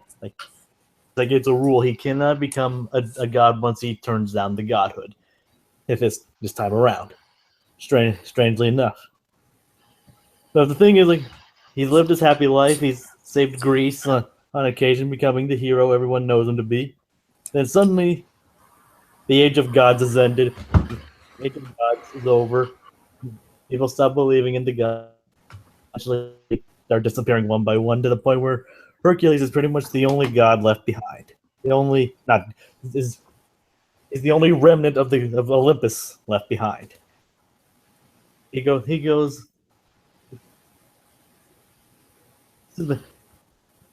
I can't just paint myself into a corner here. I can't paint myself into a corner. Oh, so where you left off was he's the only remnant of Olympus left behind. Did you give an explanation for that? Okay. Gods of Olympus. Yeah, I'm fine. I didn't really think this through. I didn't really think this one through very well. And if I just say anymore, I'm just eventually going to paint myself into a corner here. That might sound strange, but I'm just going to forfeit. You're sure? Yes, but I can't make a good argument for this right now. I mean, I didn't really. I can give you, just as a once in a lifetime thing, I can allow you to go back and restart your pitch. And no, thanks, Dragon. I mean, it wouldn't really be fair for the others if I did that. So yeah, like I'll just face it with dignity and say I didn't prepare. I'm sorry. I admit defeat. Okay, all right then. It's between Pi and Tiki then. I'm sorry, guys. I mean, like I said, I'm not gonna take your pity, Dragon. I mean, not to cut on you or anything. It just wouldn't really be fair if I did that. All right, but here's what you're going to do to make up for your forfeiting here. You're going to help me decide which of these two is going to win. So keep your ears open and listen to which pitches sounds better to you so you can confer with me, all right? All right, sorry about that, guys. Right. No, it's fine, Jacob. Okay, gentlemen, try to kill each other. That's it. Okay. All right. Pi, I've got to admit, when you were the first 2/3 of your pitch really had me sold, and I was thinking, oh my god, what am I going to do? And then you brought in an element that was your kryptonite, sir. You brought in the kid. Now, look, I realize that X-23 is in Logan, but we don't have to copy and paste every single element from Logan. This isn't just like a copy and paste of Logan. And the whole idea of like this kid being like some sort of weird, like long lost ancestor to the Sultan or something, like, to me, that just feels like it's a really badass movie that then just gets interrupted and sidetracked by this kid. And it goes from like Aladdin is this disgraced prince to sort of just like another adventure with Aladdin teaming up with a kid to save the day. Whereas my movie, I think, kind of sticks to its guns a lot more. Much like Logan, my movie is not trying to be anything other than dark and gritty and hard-hitting emotionally. Your movie also doesn't have a plot, though. That is sort of the problem with it. Like, I haven't seen Logan, like I said, but I'm assuming things happen in the movie. Oh, yes, they do. All you described happening is him and Lumiere slowly turning back into their, like, beast and candle forms. Which is interesting, don't get me wrong. Sounds more, It's a great short film. it sounds more like an experimental. Jacob, you're not a part of this. Okay. I'm sorry. It's just like if you're gonna forfeit, I don't think you can fire shots. Save it for the end, Yeah, Jay. yeah. You'll get your chance to confer with me. Let's Okay. hash it out and kill each other. Okay. I will say, the kid, I put that in more because I was trying to look at what worked in Logan, or at least based on the previews, what seemed to have worked. But the kid, besides the like adventure element and the lost heir to the throne and all that, the youthful energy does add something to it. It adds something that actually, like a lot of the DC movies right now don't have, and that is a character that can bring some levity, a different energy to it. If it's just Genie and Aladdin going around being depressed, fighting things, the movie is going to end up pretty rough. It's going to end up being unexciting and boring and uneventful and just gritty for the sake of being gritty. You need that extra energy. You need Jimmy Olsen and Superman. This movie, my movie that I'm trying to pitch is not supposed to be an adventure movie. It's not supposed to have a lot of like big superhero elements to it. I'm just basically using the old man framework and Beast losing, like slowly his powers kind of coming back is sort of like the only thing I'm directly taking from Logan, which is why I think mine works a little bit more and is a little bit more creative than yours, because I feel like yours kind of borrows, like yours is literally like you just watch the Logan trailer, was like, okay, desert landscape, kid, all right, that works with Aladdin. I can totally see that working with Aladdin. Whereas with me, I put in kind of like the fundamental ideas of Logan and what makes Logan really tick as a movie. And yeah, you're right. It wouldn't, like, I can't sit here and list like beat by beat exactly what would go down. But I do know it would be a lot of pathos, a lot of drama, a lot of Beast and Lumiere coming to terms with their situation. Maybe, you know, like, who knows? Maybe they go to some last resort effort to try and find a girl, even though Beast knows it would be for naught. And that would be the heartbreaking element of it, is this quest where it's like Lumiere is desperate, right? Like his skin is melting. Like he is in terrible shape. His body horror of turning into the wax candle is actually much more horrific than what the Beast is going through. Because the Beast is basically just, you know, his hair is growing long, whereas Lumiere is turning into a candle. So really it's Lumiere's struggle that really kind of drives the movie, where he's like, okay, I know that Belle is like the love of his life, but I've got to do something here. And the struggle of the movie and the real pathos to it is we as an audience know that nothing's going to come between Beast and his love of Belle. Beast has given up on life at this point. He's ready to die. It's that contrast between Lumiere being the last surviving member of the staff and having that spark, unintended, to go on and to keep going, contrasted between Beast, who has just lost the love of his life and just wants to give up. And I think I think that would make for a fascinating contrast. All right, Pi, what do you got in response to that? Again, I'm not gonna say your ideas aren't great. They're very creative and all, but you don't have to go beat by beat, but you do need a plot to a movie. You need some inciting incident or something like that. There has to be something more than just the two of them talking in a room for the whole movie, or going out to pick up women and then that being unsuccessful.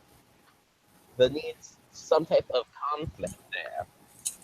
just I just laid out the ultimate conflict. The Beast is more heartbroken on an emotional level. Lumiere is physically, his transformation is a lot more painful. What's more of a conflict than that? It's like Lumiere is desperate. He'd do anything, but he knows that the Beast is not going to fall in love, and that's the heartbreaking thing. It's like the whole movie, even like, look, even though it would be a fruitless effort, it still would mean something. It would still be a very, very dramatic movie filled with pathos and filled with these deep, complex thoughts. Whereas your movie just frankly just kind of sounds like, it sounds like a fun action adventure romp with some cool ideas in it. But I just don't really feel like your movie has the flavor of Logan, except for the copy and paste, like, okay, desert environment, older character, like funny side character whose magic could be potentially dangerous,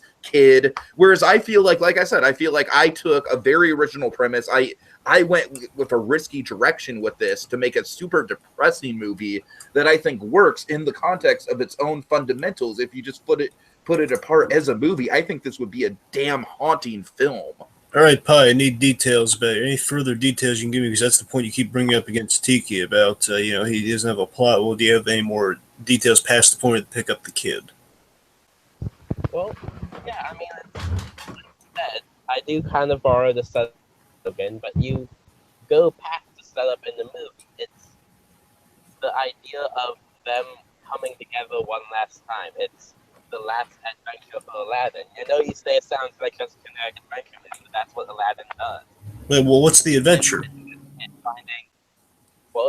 them finding and developing a plan and doing weaknesses. Let's go out and find a treasure like it was. It'll be them staking out the castle, seeing what this new gods are, what this new threat is, this new conqueror who's taking over Agrabah. It's small-scale missions at the start, just saving different citizens. If you go back to even the book, it would be nostalgic for people like that, but also wouldn't be lost for people who haven't seen it. So if you never saw Aladdin, this would still work as a thrilling action movie of taking down this evil regime that's taking over this kingdom and restoring the throne to what it should be. There's so many different directions you could go and so many different exciting action set pieces. Things like what Prince of Persia was supposed to do, but that movie didn't do it. Where you're just flying around Agrabah and attacking gods and things like that. But like I said, your movie just... Okay. Closing statements, gentlemen. Again, if you want to just kind of any last digs you want to get, any kind of restating kind of why yours is superior to the other, why yours has more legs to stand on. Again, you say drive it in there.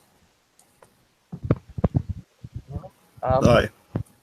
Yeah, I understand the complaint that mine might come across as more of a generic action movie, but you would use that framework to tell a great story with a character who's grown so much, with Aladdin, who's gone through so much, starting from nothing and then becoming king and then losing it all again.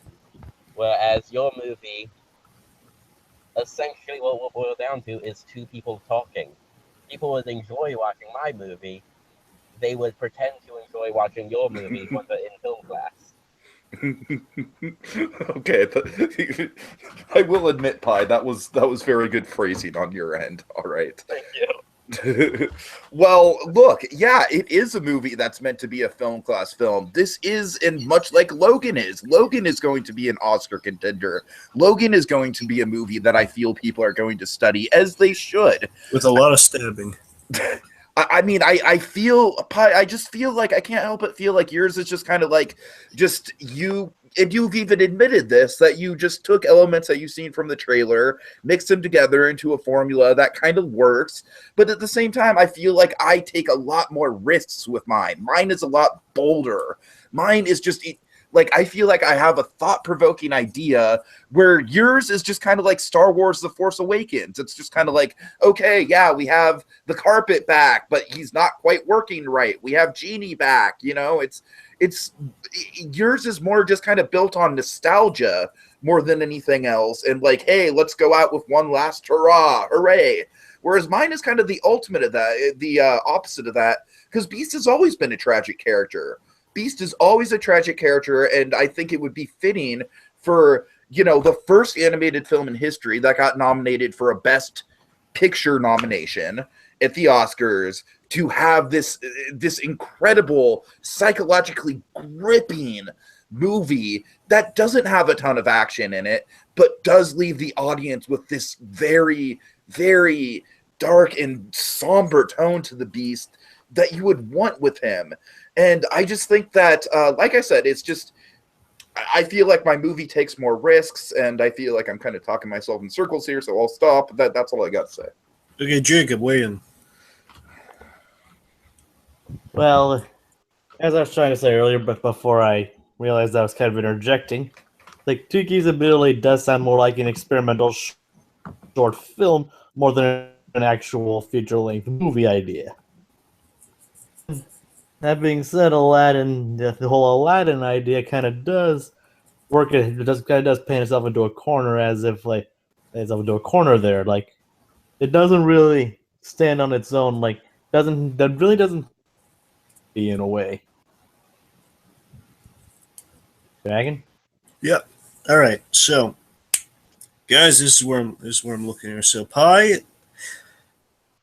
Here's the thing.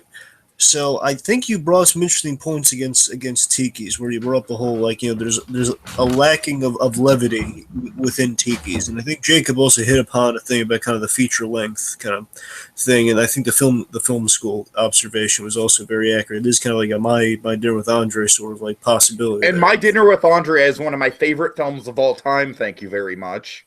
And I'm not knocking it. I'm just saying it's very consistent with, you know, it's a talkie film. There's nothing wrong with a talkie film. My point is, Pi's got some good, has some good points there, and again, I think the beginning is very strong in Pi's pitch. The idea of, you know, Jasmine, the Sultan are dead, and Aladdin's just kind of left with Agrabah, and logically, you know, Agrabah kind of went Kaputski, and it's in the post-apocalyptic setting, and Agrabah in the sand and everything. Again, that makes sense. Putting Aladdin back at square one, all of that is doing it for me, but there was a certain point when Pi brought up the fact that, you know, he's a thief again. Basically, it's like he used to be this king, and now look at him. But the fact is, I mean, I don't think Aladdin really have a problem with that. He started off as a street rat. It wouldn't be that much of a fall for grace from him.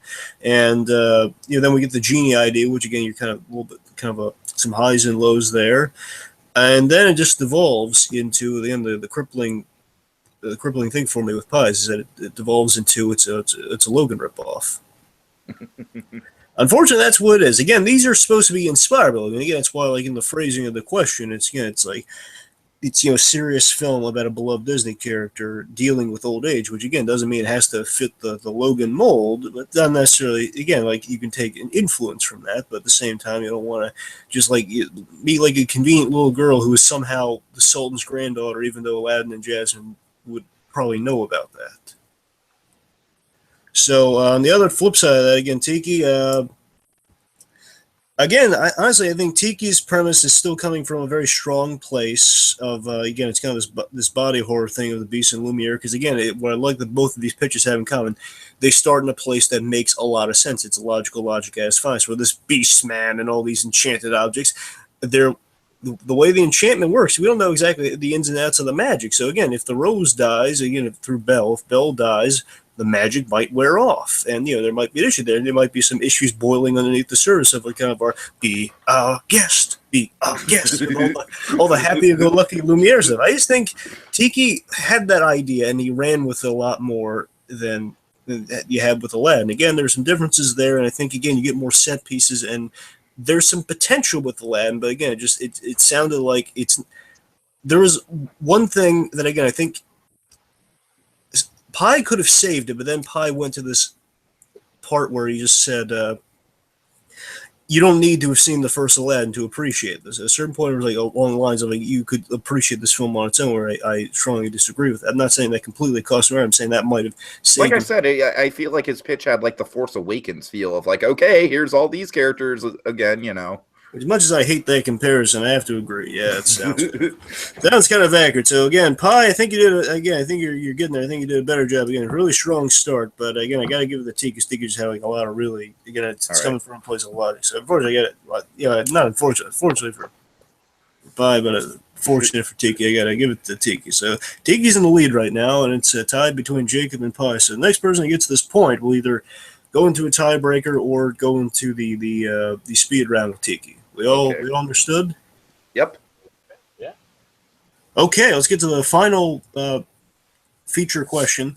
Which Disney attraction should never be torn down? Okay, guys, let's go through what attractions you picked. Bye. I have the railroad around Disneyland and Magic Kingdom. Tiki? I have Walt Disney's Enchanted Tiki Room, the original in Disneyland. Jacob? Haunted Mansion. Okay, now before we get into the opening statements, there's something I need to tell you about this. Just with the phrase question, here's something to look out for when you're making your argument. This is a trick question. Oh no! I'm going to remove one word from this question. One word. Oh no! Oh god! Which I'm going to remove. Very simple. Don't panic. I'm just going to remove one little word. I'm going to remove the word never. Which Disney attraction should be torn down? Oh my god! Now, what that entails, of course, is you're going to have to tell me why your attraction. Okay, I'm down. I could do this. You're going to have to tell me why your attraction needs to be torn down. Why it's in its heyday.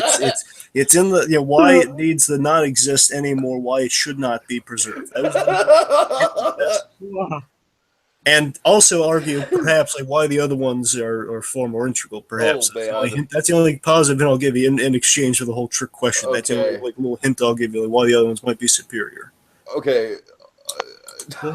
Wow. Okay, we all clear on that. So it's the now. Dragon, I'm actually pumped for this. Let's do it. Okay, we all clear on this? Pi, you clear? Yeah. Okay, so starting with Pi, give me your opening statements on again why your Disney attraction should be torn down. All right. So I love the Magic Kingdom Railroad, but it's hardly ever full of people. It's usually half. Fair warning, no more saying you love it. Okay, I won't. I hate it. It's awful. No, but Well, you don't understand. Don't go gaga over it. That's all I'm saying. Don't go gaga over it. That's all. yeah. The thing is about the railroad, it's not popular, and not only that, but it limits the parks. As we're seeing with Star Wars Land over in Disneyland, they've had to reroute a lot of things with it, and they have to be very creative how they expand. It's a big thing with the Magic Kingdom now, where a lot of the best ways to expand involve needing to get really creative with the railroad. That's been going back since like Haunted Mansion in Disneyland, where they would have to make the stretching rooms and the elevators so they can escape it. It limits the parks.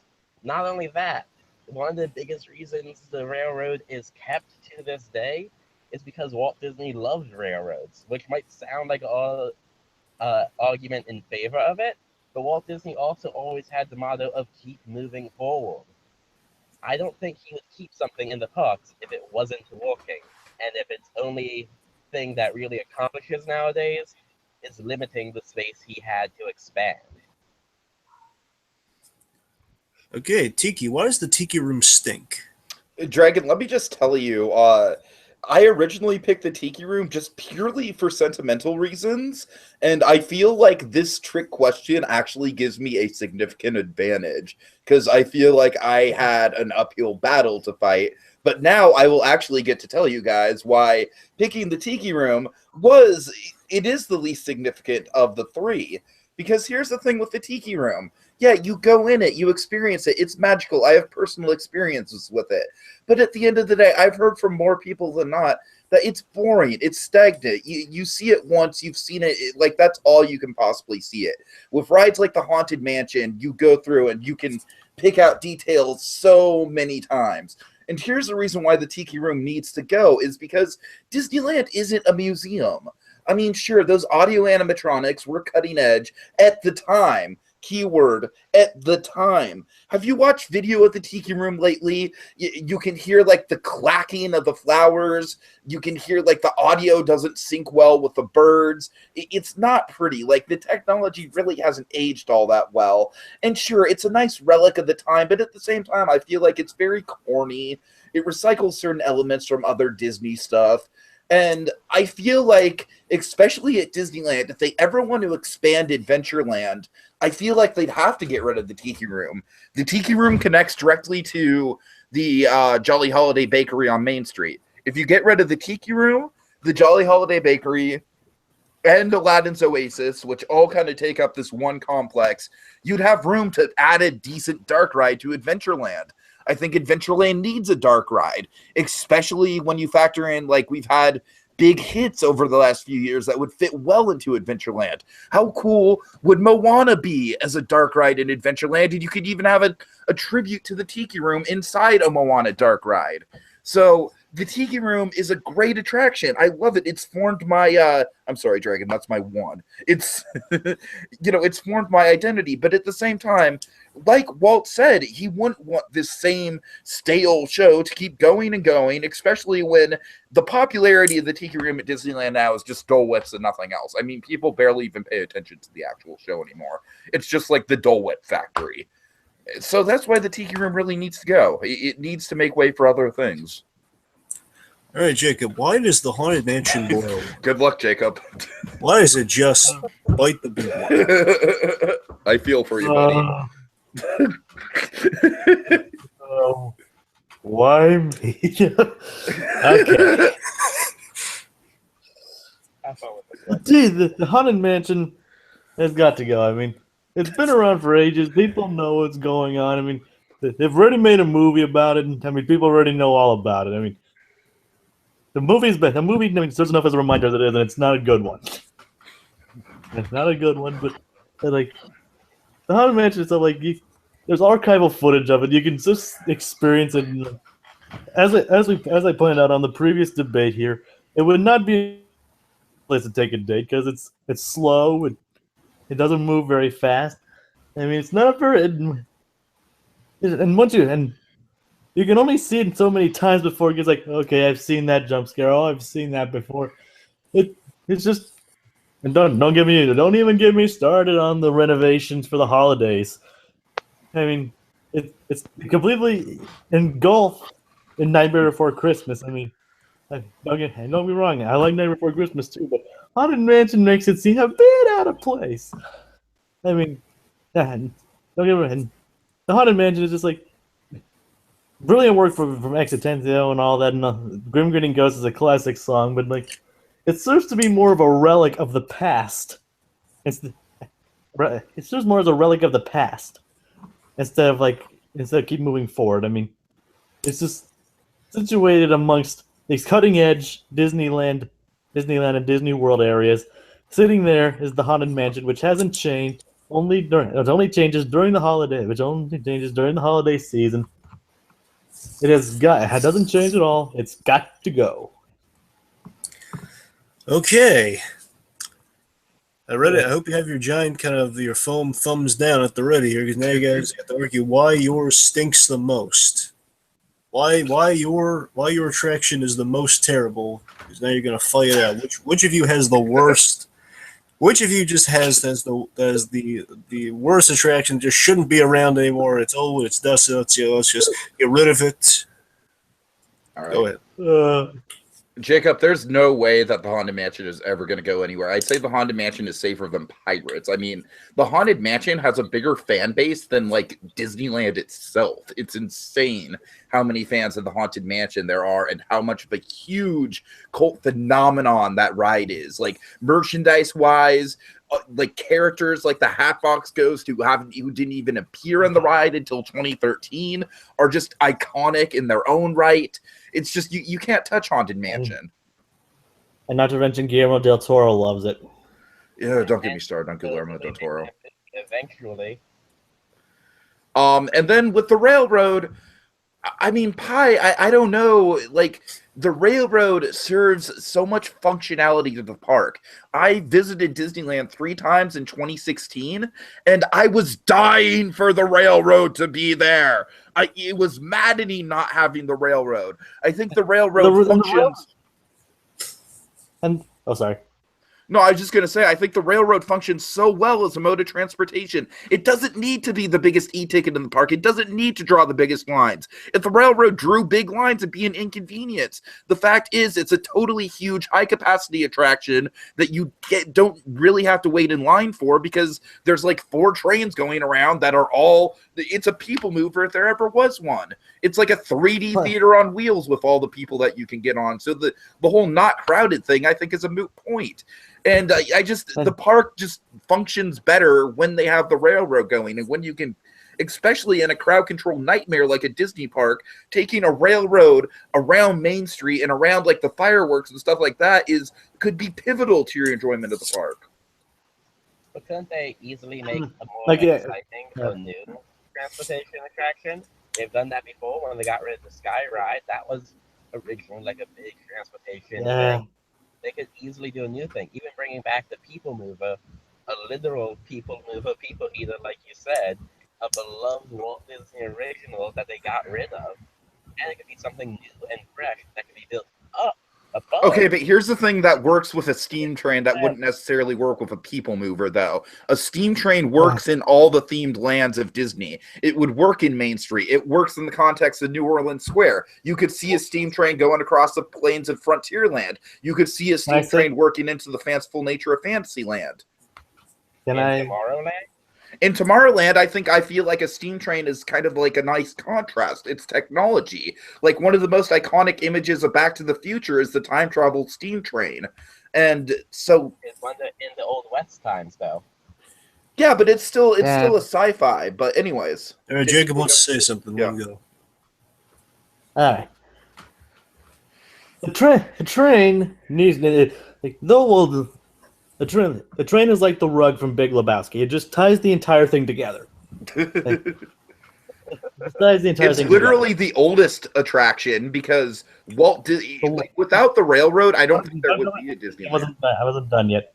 Go ahead. I'm sorry. Walt was always talking about keep moving forward, but that doesn't necessarily mean we need to forget about the past. And with the whole train, like, it serves as a reminder of Walt himself. Like, this, you can pretty much see Walt's passion when you're on the train. And how can you?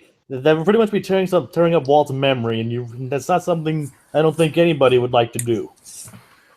Okay, the oldest conceptualization of Disneyland, like even before the Anaheim location, back when it was supposed to be that tiny park across the street from the Burbank studio, did have a train going around it. The train has been entrenched in Disneyland from the beginning.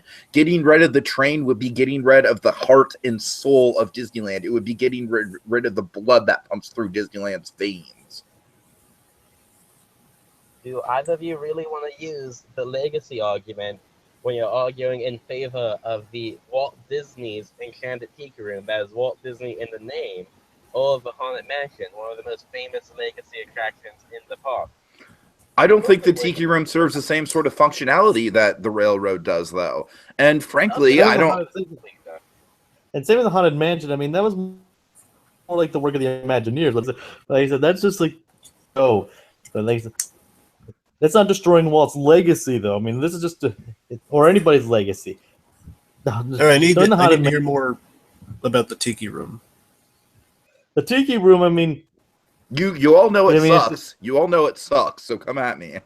The Tiki Room is just like... I mean, it's just like it's not as iconic as I mentioned, but it's still an iconic piece. I mean, like the catchy songs, the atmosphere. I mean, like, it has a killer atmosphere. I mean, I guess so does the Haunted Mansion. Literally killer atmosphere. But sorry, but like it has a great atmosphere. I mean, the Tiki Room is just like an experience all in itself as well. It's short but sweet and deserves a second chance. Actually, it's not short. It's like 20 minutes long, and it just eats up time. It's like you go in to eat a Dole Whip, and you feel guilty if you leave halfway through. I've experienced that. I've actually experienced that firsthand. Why do you feel guilty? I feel guilty because it is a piece of history, but at the same time, like there's other things to do at Disneyland, and the show is a little long-winded. So as much as I do personally like the attraction, even I'm sorry, Dragon, as much as I do, even I can admit that it is a little long-winded, and there are elements of it that just feel like it can slow down a day at Disneyland rather than enhance a day at Disneyland. Okay. So I can't say it's exactly the same for Disneyland because I'm not as experienced. But as a lot of you guys know, I work in Disney World right now. And I'm always recommending the Tiki Room and Country Bear to people, especially around this time when it's really crowded, because those are rides that don't have huge crowds, well, not rides, but shows that people still enjoy, and they're almost these hidden gems in the park. They serve a very important purpose of something that won't have a huge crowd, but will still be that Disney magic. It's like riding a dark ride, except for sitting still. And it gets you out of the weather inside. And when you already lost the Country Bear Jamboree to Winnie the Pooh over in Anaheim, sometimes you need those attractions that can walk. We have Mr. Lincoln still. Yeah, you do have Mr. Lincoln still, and we also have Hall of Presidents still, and Carousel of Progress. So at Magic Kingdom, there would be 4 shows like that, where Disneyland, you only have 2, and getting rid of the more popular of the 2, or at least what I think is probably the more popular It is, yes. Yeah, that defeats that purpose of something anyone can. But it's not the Tiki Room that's popular, it's the Dole Whips that are popular. Trust me, a whole like what's beloved about the Haunted Mansion fan base is absolutely annoying about the Dole Whip fan base, okay? Because the whole Dole Whip craze. All right. I can talk more about Dole Whips, but I'll shut up. Okay, guys, make or break moment here. Closing statements. Make it count. The railroad does serve an important purpose, but is that purpose really worth its limiting factor on the 2 parks? Time and time again, we've run up against the railroad and had to get way too creative and overcomplicate to expand past it. And I don't think Walt would want something kept in his memory if all it's doing nowadays is limiting Disneyland when something better could be made. He would want us to make something better. Whereas with the Tiki Room, it serves a great important purpose, and you really don't get that much space out of it that can just be built around the Tiki Room. And with the Haunted Mansion, that dining room scene is one of the most impressive scenes in any ride or attraction at any theme park still to this day. There's no reason to get rid of that. And that's my closing statement. Thank you. Tiki. Yeah, all right. Well, I just think the Tiki Room, like I said, everyone who likes that attraction nowadays is just like, oh, let's go in and have a Dole Whip. It really has just become this whole congregation, whereas what's beloved about the Haunted Mansion fan base is kind of annoying about the Tiki Room fan base. And I don't know, I just think, like, in terms of the functionality of the railroad, if the railroad wasn't in place like it was, we wouldn't have iconic set pieces like floating through a blue bio and then dropping down into the pirate caves. We wouldn't have arguably the most memorable set piece in theme park history with the stretching room in the Haunted Mansion. These were all iconic show scenes that were built around the limitation of trying to get people under the railroad tracks. So I think that it's a challenge, yes, but it's certainly not something that the Imagineers can't overcome, because if they couldn't overcome it, then we wouldn't have that sort of stuff. And, removing Haunted Mansion is pointless. I mean, look, it's just, it is what it is. Haunted Mansion is iconic. It's got a huge fan base. If they removed it, like, I feel like if they removed Tiki Room, then, like, diehard fans, would be upset. But if they removed the Haunted Mansion, everyone would be upset. There would be rioting in the streets. And, like I said, with the railroad, I just think the railroad just fits so fundamentally well with Walt's ideology, and functionally it just works. And if you put a people mover in, it just wouldn't have the same sort of thematic impact. I don't think a people mover fits in as well in places like the Old West as a steam trade one in Tomorrowland. So yeah, that's all I got. Jacob? Yep. Okay. Get the last digs in on Haunted Mansion. The Haunted Mansion, they're iconic. I mean, that doesn't necessarily save it from grace. I mean, there could always be there's always haunted houses, and there can always be another one. I mean, like Disney and its own and other places have improved upon the Haunted Mansion concept, and could even replace the one here with something a lot better, while still maintaining the quote-unquote spirit of the original Haunted Mansion. Pardon my pun. But the original Haunted Mansion has been dated. It needs to go. End of story. But the railroad is not only is it part of Disney World, it's a part of many Disneyland. It's part of many people's experiences as well. It's like it ties the entire Magic Kingdom together. It's not something that could easily be getting rid of without pretty much destroying an entire part of the park. The entire part of the park. And the Tiki Room, those Dole Whips, man, those Dole Whips are good. Can't get rid of those Dole Whips. And the Tiki, and like I said, the atmosphere. No, you can just serve them in other places. What's a Dole Whip again? It's delicious pineapple sherbet. It's all right, pineapple sherbet. Pineapple sherbet, my favorite kind of sherbet, and my favorite kind of tropical atmosphere. And Tiki, you like the pineapple thing, right? I mean, I do. I like the actual snack, but what I don't like about it is just like the giant crowds that attract around the room. Because sorry, I just wanted to clarify, Jacob. By all means, continue. I thought I was making a closing statement here. You are. I need to clarify for judging purposes. Sorry. Please continue. Listen, my favorite kind of sherbet and my favorite kind of atmosphere. I mean, and the fan base speaks for itself. I mean, the Tiki Room needs to stay. Not under new management, but the original management, of course. Boy, is this one difficult. Yeah, I tell you. Oh boy. I think first and foremost, let me just say, at least on my own behalf, as well as I assume the rest of yours. All these attractions are fantastic. Please don't ever get rid of them. Oh, of course, yeah. Just to kind of save us on that one. It's like Disney's listening, and it's like, hey, these fans really don't like the Tiki Room. Oh man. Yeah. Get rid of these cherished attractions. No, seriously, again, don't get rid of any of these. They all had excellent choices, which were then used against you. So, here's what you used my identity against me, Trent. I did, and the only regret I have is that Sandy wasn't here because I wanted to see his reaction. But oh man, you would have died. I really wanted to see. I would have liked to see him do Haunted Mansion. I know. I really wanted to kind of break Sandy, honestly. But You're cruel. No, he's had it coming. He has. He's not as cruel as Liam Neeson in Bambi. So here's where I'm coming down on things. Well, it was really close on all fronts. I want to make that clear. We all again really made the most rotten defense for each of yours in a good way. Was rotten defense in a good way, like the cheapest lawyer ever, in a good way. So here's where it's boiled down. Here's where I'm kind of seeing some faults here. So again, I think Jacob had the strongest presentation in the beginning.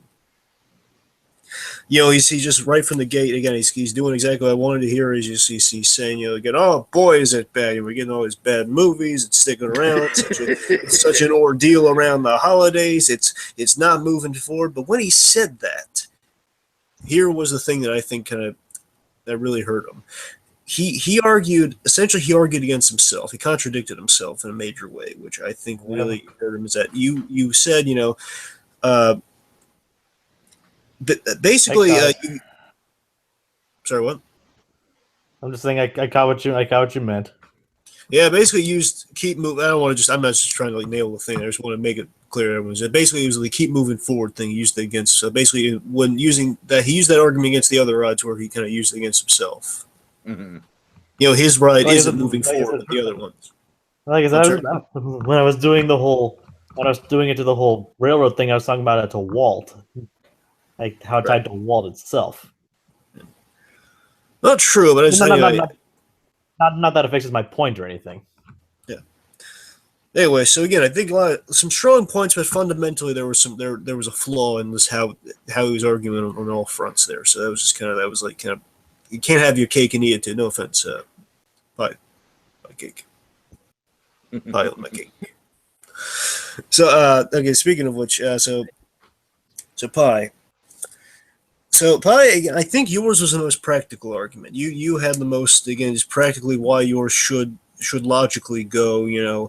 Not being super popular in comparison to the other rides. You had there was the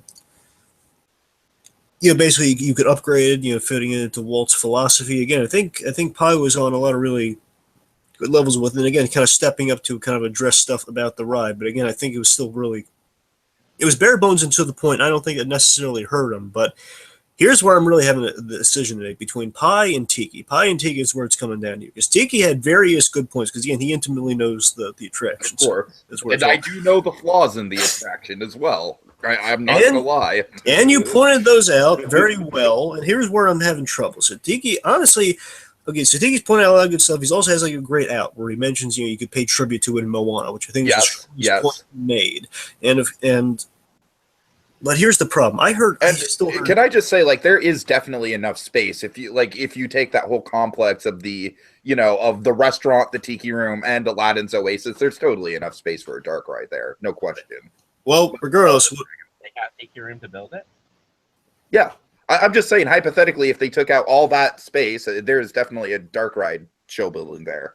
All right. Go ahead. So here's what's boiling down for me, though. I still heard a little too much love in delivery. Like, again, I wish you divorced yourself from it a little bit more. I just wish you kind of stuck to the facts a little bit more. It's a little, like, this is what's wrong with it. Again, I think the Dole Whips, I think there's way too much Dole Whip talk. Well, look, I said even as a fan, I can acknowledge the problems with it, and I do think that is a fault with it. You know what I mean?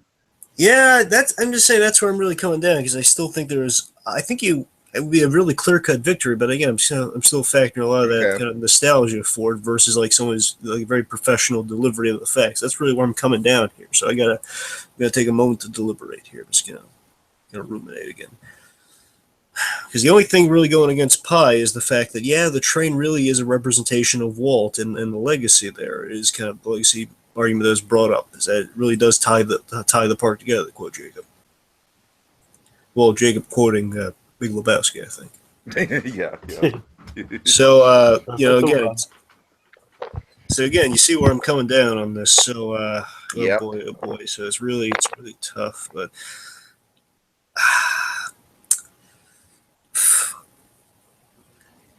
well, it's kind of, honestly, I have to like this. A part of me really wants to give it to Pi, but I gotta give it to T because he gave me more reasons. Okay, cool. But again, going forward, though, I'm just going to make it expressly clear from the beginning. Again, I don't want any favoritism at all towards like any favoritism of it's like any fondness for the ride mentioned at all. Okay, I hate the Tiki Room. It's trash. That's what I'm saying. Of it right now. Fuck the Tiki Room. I'm saying you got to commit from the very. Okay, I'm just saying again, less because of that, more because there were more reasons where the railroad. I had one really good reason. I didn't have enough. Mm-hmm. I had two functional reasons where I had like a slew of like really kind of intimate reasons from Tiki. So I'm going to give it to Tiki. So we get to use my tiebreaker question. So hooray for that. Okay, it's between Pi and Jacob for the tiebreaker, and this will move on to the speed round. So thankfully I had a St. Patrick's Day question at the ready for this. I'll have an excuse to move it into the forefront here. Okay, Jacob, Pi, you ready for this? Yeah. Yep. Okay. Which Disney character would make the best leprechaun? Now, a little reminder, leprechauns, of course, are the mischievous. They pinch people who aren't wearing green. They're kind of, they love gold. So, again, which Disney character would kind of, out of any Disney character, period, again, let's try steering away from, like, of our other known properties, like, Star Wars. Star Wars and Marvel, for example. But aside from those two, all Disney's on the table. You can go TV, you can go movie, you can go the whole 9 yards. Just which Disney character will make the best Leprechaun? Each you gotta pick. I'm gonna go with Timon from Lion King. He has almost like that sleazy businessman type thing that could work really well for like a modern update of a leprechaun, as well as being that mischievous nature that you will be looking for there. Okay, one more. I need to hear the name again. Timon. That's what I thought. Okay, yeah, you don't need. Okay, I got your points though. Okay. All right. Okay. Yeah. Jacob, who do you got? Also, Tiki, better can money? you get the clock up, by the way, Tiki? I mean, do you want it right now, or Just have it at the ready. I'm just gonna want to hear what these guys have to say initially, and then we'll work the clock to get it set up. okay? Okay. Jake, go on. Who's your guy? A better money miner than Scrooge McDuck. And actually, not Scrooge McDuck from the comics. Ooh, okay. Okay, we're just gonna hold for a minute. I want to get the stopwatch up. I'm gonna give you each. I'm gonna give you each 40 seconds to stake your claim. Okay, so we're going to start with Pi, and then we're going to go to Jacob. So, Pi, when the clock starts, well, actually, when you start talking, you can see the clock, right? Yeah, it's tiny, but I can see it more or less. Well, I'm saying you click on the box so you can be landlocked on it. Oh yeah, I know how technology works. Yeah. Right. So once the infinity effect goes, okay, now we're good. So when you start talking again, you gotta tell me why Timon would make the best leprechaun for St. Patrick's Day. Why would make the best leprechaun? You got 40 seconds, and this is like an end all be all. You got 40 seconds to make your claim, and it's gonna be measured against Jacob. Okay. So, Timon, like I said, he's got that great, almost like a sleazy businessman kind of attitude about him that could be fantastic for a funny, comedic, modern update on the cliched leprechaun stealing gold, thinking people for not wearing green. It's also the right height for a leprechaun, if we're going to be counting that in there, as well as being in the jungle is around green things a lot. He's shown in the Timon and Pumbaa TV show that he is greedy in his own way and likes money and things like that. As well as, let's face it, if it wasn't a great movie, him and Pumbaa get drunk all the time. The perfect for St. Patrick's Day. All right. Okay. Jacob, same principle. You got 40 seconds to stake your claim.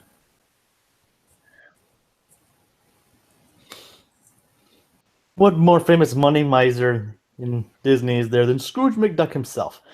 He's especially in the comics. He's this mischievous. He's not mischievous, but he's this money pinching money grabber who would do anything to keep his money and willing to make a deal even to keep his money and swindle others out of theirs. But he's always truthful though. And that plays right well into a leprechaun who used trickery, but fair trickery, into gaining their wealth. And Scotland is pretty close to Ireland, so I guess he's actually relatively close to Ireland anyway. Okay. By the way, going forward, when we get into the actual speed round, this is kind of like a proto speed round, so we're just kind of transitioning into it. So when we get to speed round, I'm actually going to play the R2D2 sound effect, by the way. So Okay. So again, I'm going to give you each 40 more seconds, and we're just going to have you making your arguments against the other one. Then I'll make a decision. Okay. Okay. Same principle. Pi, you're going to start. You're going to give your arguments why your guy is better than Scrooge McDuck. So you can take any shot you want to take at Scrooge McDuck. This would be the timing. It's for all the marbles for who gets into the speed round. Okay. When you start talking. So Scrooge McDuck didn't make his money by taking gold like leprechaun stores and things like that. He made by being tougher than the toughies and smarter than the smarties. That's the whole thing. He's not in any way a con man. He wouldn't be doing riddles. He wouldn't be thinking. He's a businessman. He might be a bit greedy, but that's not the only connection you could possibly have. Is that he holds gold. But everyone would if they could. If if I had a bunch of gold, you know I'd have that in a pile in the pool or in a cauldron somewhere. That's not a leprechaun thing. In the end, Scrooge McDuck is Scottish, not Irish, and not a leprechaun. Ooh. Okay, Jacob, same principle, but arguing against Pi. I never openly said that he was a con man, and I know the whole smarter than the smarties, tougher than the toughies thing. Like, who doesn't say leprechauns? A lot of legends, leprechauns are not necessarily evil or tricky, but some of them are legitimate. Could be seen as con men, not con men, but businessmen, and willing to trick and everything. Timon just wouldn't be a very good leprechaun anyway. I mean, he's too much. He's more of a thief more than a leprechaun. I mean, he doesn't trick; he just steals. Okay, so Tiki, you're gonna need to help me judge these two guys because you're in the lead right now. So, I definitely agree with Pi that I feel like Scrooge McDuck kind of like, I feel like the only thing I kept hearing from Jacob was like Scrooge McDuck, money, gold, money, leprechaun. Whereas I feel like Timon takes on the actual characteristics of a leprechaun a lot more. He is that kind of like sly con man sort of character. Yes, I'm coming down on a similar note. Again, Timon's embodying the con man, which I like that was brought up. But at the same time, Scrooge McDuck is very consistent with the leprechaun would be. You know, he's got, obviously the goal. He's got the proximity to Scotland. He's got the again, he's got kind of the energy for it. It's really tough, but it's, geez. So you're suggesting to him because of the con man quality, which would also be consistent with a leprechaun. And I just think characteristically, Timon is more similar to a leprechaun, whereas Scrooge McDuck, he kind of like, yeah, sure, he has the the gold and the all that, but I just think like Timon kind of represents the more playful con artist vibe of a leprechaun a lot more. And but Dragon, by all means, it's your show, so do whatever you want. Well, I think Scrooge McDuck. I think that's the one to go for. So I think Jacob goes into the speed round. So Pi, you are more than welcome to join us and help me deliberate and stuff. So you can help. Sorry, what? I was like, seriously? I wasn't expecting that. So, Pi, you there? Yeah, I'm here. Okay. I'll stick around a bit. Okay. Again, the volume issue. If you can maybe speak a little louder or something. Yeah. Sorry about that. Okay. So yeah. Okay. So that's how we're going around. Again, the score right now. Out of the 6 points that we've had 6 rounds essentially. So Tiki's in the lead with 3. Again, Pi had 1, so he's kind of out of it right now. Jacob has 2. It's 2-3. Okay, and now we're going to the speed round. So it's going to be the standard speed round format. Now again, Tiki, are you going to be able to go in the speed round and manage the clock? I just want to make sure it's not a hindrance to you. I want to get you on record saying that you're not going to say this is like a slight to you. I mean, if anything, it's like a slight advantage for me because I'm actually running the clock. So, Jacob, you're okay with this as well, right? Yep. Okay, I want to make sure so there's no favoritism going on. I just want to make it it's like kind of tapping the gloves before the boxing, so to speak. Okay. Fair enough. All right, so we're all good. It's all fair and square here. Okay, so again, the standard way this works, Pi, just so you know, is that they get 30 seconds for an opening statement and 2 15-second rebuttals. They each get 2 15-second rebuttals and a 30-second closer. You follow me? Yeah. Okay, it's 30, 15, 15, 30, right? Yep. Got it. Good. Okay. Making sure. Okay, so again, this first speed round question inspired by Leonard the Malt Malton. Oh God. Okay. Now I'm going to say both titles and wait until after I say the second title, because again, whoever says this first. Because I know what it's going to be, and I could just blurt it out as soon as you start speaking, but I won't. Go ahead. I'm gonna make it clear. All right. Okay, it's going to be just okay. Between these two films, you have to pick one of these two films and tell me which is better. Pinocchio or Dumbo? Pinocchio. I heard Pinocchio first. Jacob, that means you got Dumbo, but Tiki has to go first. Okay. So which film? I didn't even hear my audio cut out as you were saying the first ones. Okay, You got okay. Dumbo. Or wait, do we want to do that over just to be fair? Would you like to do it over? I got Dumbo. Are you okay with that, Jacob? Yep. Okay. Okay, then we're all signed away on that. So okay, so again, it'll be 30 seconds. You hear R2D2, and then that'll go in for each. Okay. Gotcha. So again, that's Tiki. You're going first, telling us why Pinocchio is great and Spirited Dumbo. I mean, Dumbo is definitely the sentimental choice, and if anything, I do think it's paced a little bit better. But Pinocchio is an artistic masterpiece. Every single frame of Pinocchio is a damn painting, and not to mention Pinocchio has, like, the iconic When You Wish Upon a Star. It's got a meaningful message. It's got some of the darkest, most memorable imagery in all of Disney, and I think Pinocchio is the definitive Disney magic and Disney masterpiece, whereas Dumbo is nice, but it's not exactly, like, up to the same pedestal as Pinocchio. Okay.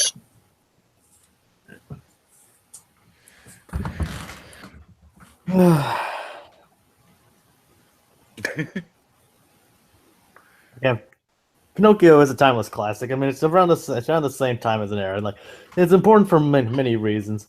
Like, for one, it borderline saved the studio during a time in which the studio was about to flounder. It was a way to bring revenue into the studio. And don't tell me your heart doesn't break during when the mother is trying to help Dumbo, and the song "Baby Mine." Like, tell me if your heart doesn't stop during that, you're heartless. Okay, 15-second rebuttals. Now's the time to really, again, either go against or defend yours. Again, there's like really kind of your. Again, these 15-second rebuttals, key, very key. So again, Right. 15 seconds on the clock for Tiki. Pink Elephants and Baby Mine are literally the two memorable sequences in that whole movie. The other stuff is borderline racist, like the crows and the roustabouts, whereas Pinocchio holds up as a timeless classic, and it doesn't need just those two temple moments. Okay, 15-second rebuttal, especially to that comment from Jacob. It has been proven time and time again that the scene is not intended to be racist. It's more of a tribute and like saying like, yeah, these guys are cool, powerful. It's not being racist in any way. I mean, dumb. Sorry. All right, 15-second rebuttal round two, Tiki. I didn't say racist, I said borderline racist, and that wasn't even the main crux of my argument. The main crux of my argument is that Dumbo has two really pivotal scenes, and Pinocchio is a whole film worth of artistic mastery that just trumps over Dumbo. Okay, round two for Jacob. Pinocchio. Pinocchio. Dumbo tells more of the sentimental story. Like, it's a more personal story. Like, it's a story about connecting, growing up, and accepting who you are.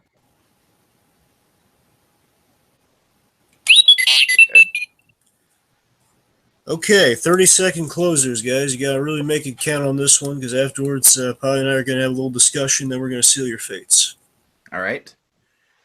You want to talk about relatable. What is more relatable than wanting to become a part of humanity, wanting to really connect with humanity? That is Pinocchio's goal. That's what makes Pinocchio stand out. And the song, When You Wish Upon a Star, like I said, that is the Disney anthem for a reason. And Pinocchio, it's got dark imagery. It's got artistic mastery in it. It's a masterclass. Dumbo's a fun movie. It's got a couple really good sequences in it. But I don't think it holds up as an overall experience the same way Pinocchio does. All right, Jacob. I'm sure at some point in all of our lives we have all Tiki. Okay, we gotta give him a do-over. Wait, what? What? Tiki, it's gone. The clock's gone. Oh shoot! Oh, I'm sorry. I'm sorry. Okay, so let's Sure. start over. I'm sure at one point in all of our lives we have all felt like what Dumbo was feeling. Being a social outcast. And being picked on for something that appeared different. Now that in a way makes it more relatable on a personal level. Like you can overcoming your personal triumphs. Overcoming personal triumphs, growing up, figuring out who you are, discovering your own identity. And that's the important message of Dumbo. And I still see that as an important piece in Disney history. Okay, Pi, what do you think? Well, my first thought is I'm really happy that my team at So You Want to Be a Imagineer went with Pinocchio. Sounds like that might be a good choice. I like your points about relatability on Dumbo, Jacob, because Dumbo is a more relatable character. That's always been my problem with Pinocchio, that he's almost too goody two-shoes, even when he is rebelling. But overall, I think Tiki did make the better argument in favor of Pinocchio, just a much more well-rounded argument about the movie being much more well-rounded. I have to agree with Pi in that I think had Jacob's argument been stronger, I think he had the meatier points, but I think if they're more well structured, Jacob would have got that. But I think Tiki it was more well structured, so I got to give it to Tiki. Okay. So Tiki, right now it's 4-2. Let's see. Yeah, I was gonna ask. Do we have like a ceiling that we can hit with points here? Let's see. So again, the speed round is designed to have 5 questions. 5 points, so yeah. not counting the tiebreaker. So Mhm. 1, 2. Okay, out of 5, we have now done the first out of 5. So we got 4 opportunities here, which means 1, 2. Okay, so Jacob's. Okay, so 4 questions left. Jacob needs to at tie. least get 2 of these, and Yeah. if I get the next 2, then he's out, right? Yes, so Okay. that's we all tracking that. So the next 2 points are really critical. Well, at least whoever gets. Okay. Well, regardless, I think we'll just go through the 5 and just see. I think we should feasibly still be able to go through the 5. But we'll see. Yeah, it's the 2-point seal. No, okay, we'll keep that in mind. I mean, this is going long, so if we can cut it down, we should. But Okay, anyway, so next question. Which Disney TV series should be brought back / rebooted? Because that's a popular popular thing these days with shows like DuckTales and so on and so forth. So, which Recess. okay, and that means you're going first. Okay, Jacob. Darkwing Duck. Now, I just want to clarify: is Darkwing Duck coming back or not? As of now, there's no official announcement for it. Like The only thing is it has a comic series. That's Yeah. about it. Yeah, that's fine. I mean, comic series will be still on the table for this. I just want to make sure it's like not in development or like on coming. okay. Okay, so that's there's no confirmation for a television series. Okay, then. So, all right. So, Tiki, you, again, same principle, 30, Mhm. 30, 15, 15, 30. Gotcha. Okay. So, some of the most fundamental elements that make Disney sequels work, especially the Toy Story franchise, is seeing characters age over time. How great would it to see Recess go from elementary school kids to middle school kids to high school kids? Now, this would maybe be I want to officially set it in high school. It'd be Recess in high school, and we get to see the development of the characters. We get to see high school drama regarding the characters. It'd be a classier version of All Grown Up. All right, I don't feel like that was the strongest opening statement. Okay, Jacob. Yeah, especially when you bring that into it. Yeah, thanks. Okay, I think Darkwing Duck is it does have a timeless quality to it. Like it's a superhero story. Superhero stories are timeless. Like it can always be retold in many different ways, and still feel fresh, even in today's pop culture saturated community. In a way, it could even be embraced by a brand new audience. Like we can tell brand new stories, new characters can appear. Like maybe even include a greater overarching story which ties into the overarching plot. Okay. 15 seconds. All right. Sorry, I'm just kind of like biding my time here a little bit. I wish we had dramatic music to play. Dun, dun, dun. Because I really don't feel like I have the strongest opening argument for that. I feel like I'm... Okay. Oh, fortuna. Okay, all right. Head in the game, guys. Yeah. Here's the thing with Darkwing Duck. I feel like that's just kind of the obvious safe answer. Like, we're probably inevitably going to get that with DuckTales anyways. I feel like Recess would be taking a risk and it would pay off. Recess is super nostalgic, and the kids who loved Recess would now love Recess even more as adults. The charm of Recess, though, however, was seeing them as elementary school kids. Seeing them even go into middle school and, as you said, high school would kind of make them lose their charm. We saw plenty of development for them when they were in elementary school. Seeing them in higher places would be pointless. I don't think it'd be pointless. I think it'd be passing the torch, much in the same way that we grew up with Andy and saw him go off to college. You could have that same sort of emotional effect. Imagine one season of Recess and senior year and having all those characters say goodbye to each other. It'd be super emotional and nostalgic. Okay, 30-second closers. Oh, wait, no, I'm sorry. Jacob's second rebuttal. Second rebuttal. Sorry. Go on.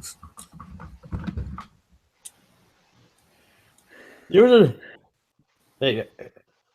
Oh, I'm sorry. Wait, let him go back. Go ahead, Jacob. Sorry.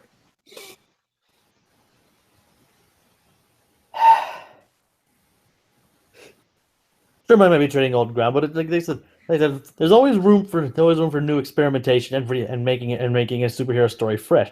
And even with Darkwing Duck's ego, it always tells an interesting tales. These characters from Recess can't really expand much beyond what they already are.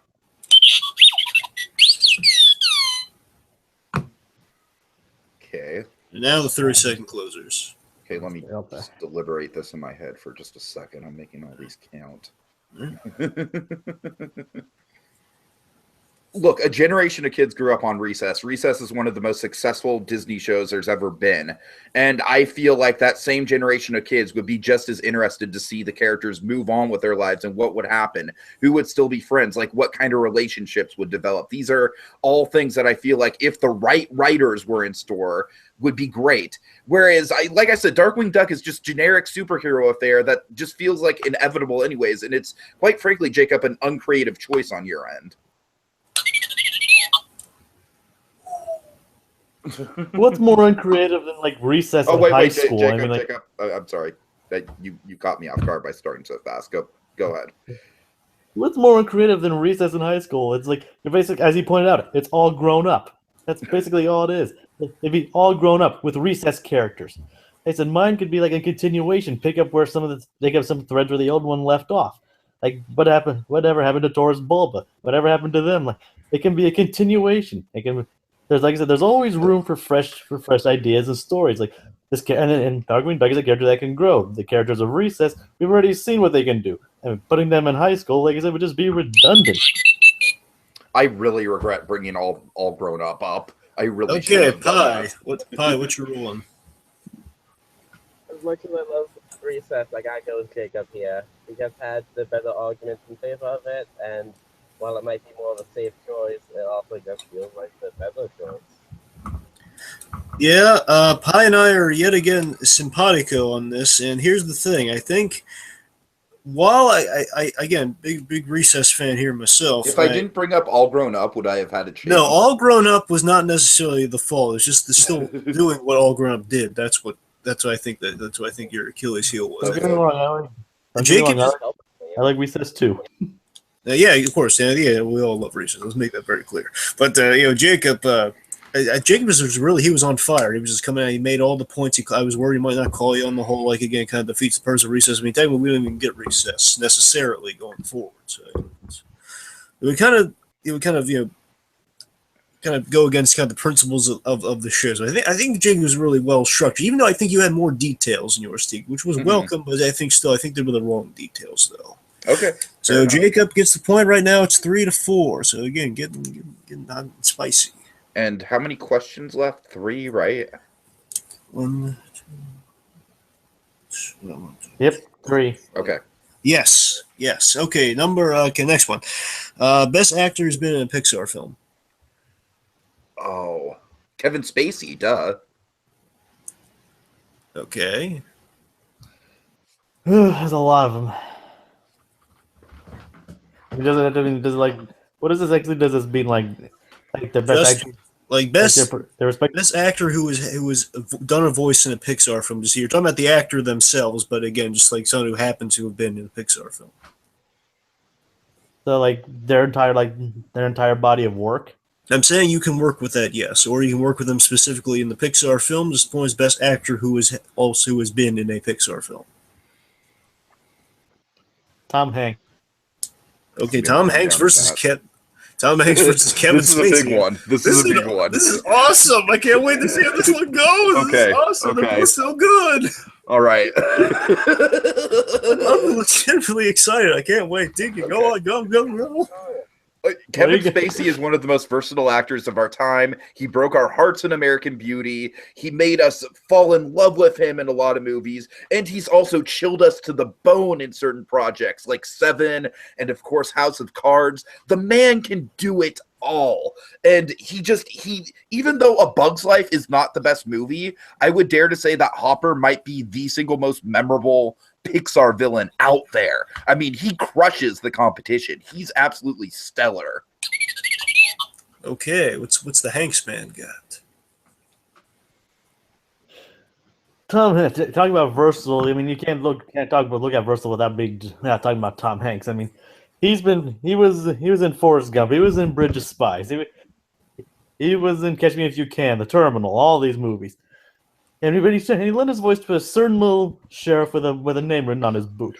Like, he takes you through the motions of a man trying to find his own identity, an identity crisis, and making him like you've got a friend in pretty much anyone you can meet.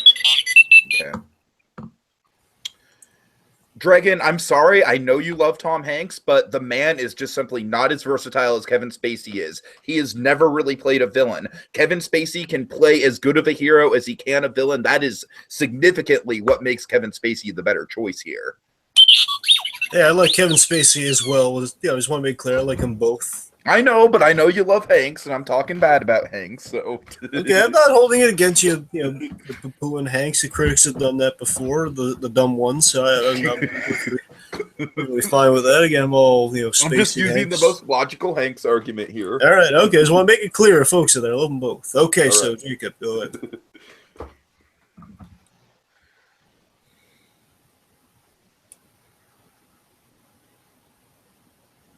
Sure, Tom Hanks has never played a villain. The closest, the closest thing he's basically done to that is probably Road to Perdition, but like that doesn't prove like he's a great dramatic actor, a great comedic actor, just as versatile in that regard as Kevin Spacey is. No. The thing is, Kevin Spacey can make you laugh and also make you fear for humanity in the same breath with his work on House of Cards. And that's just one example. The man is incredibly versatile. Bet you're glad I turned you on the House of Cards now, aren't you? I haven't even watched House of Cards. Oh, you still haven't watched it? No, but I've seen enough of it to know. Okay, there's no points against that. I'm just saying he's still kind of correct with the stuff. Right. Jacob. Tom Hanks is versatile. Like, he's able to convey so many emotions on ones. Like he can act in thrillers, comedies. He can act in any genre, and he fits right at home. It's right at home. Tom Hanks is an actor's actor. He can sue pretty much anything, anywhere. Okay, closers. Make these ones count, guys. This is what's going to be all the marbles are on these last 30 seconds. I mean, I don't even know what an actor's actor means. I mean, to me, an actor's actor could be someone who could just be anything and be a chameleon, and that's exactly what Kevin Spacey is.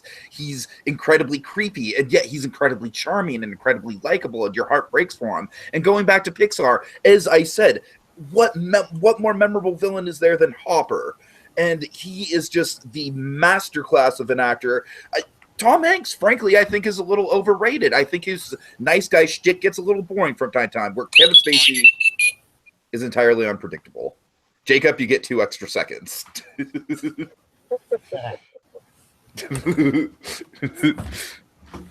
Lotso, Charles Muntz.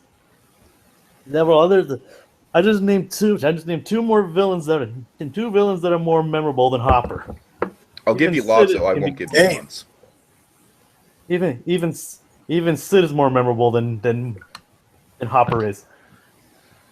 But Tom Hanks himself, he can act. Like he's in some of the best movies ever made. He's a great actor.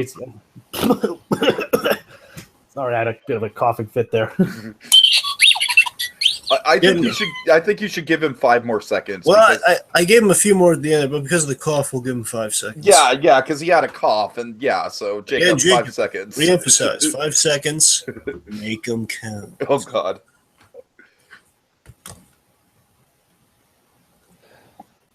Frankly, Kevin Spacey is a bit overrated. I mean, look at the guy. I don't think he's really that great of an actor anyway. Ooh, heresy, sir. Okay, go ahead. All right, so Pi, where are you coming down on all this? Because I got 2 really interesting sides here. What do you got? Okay.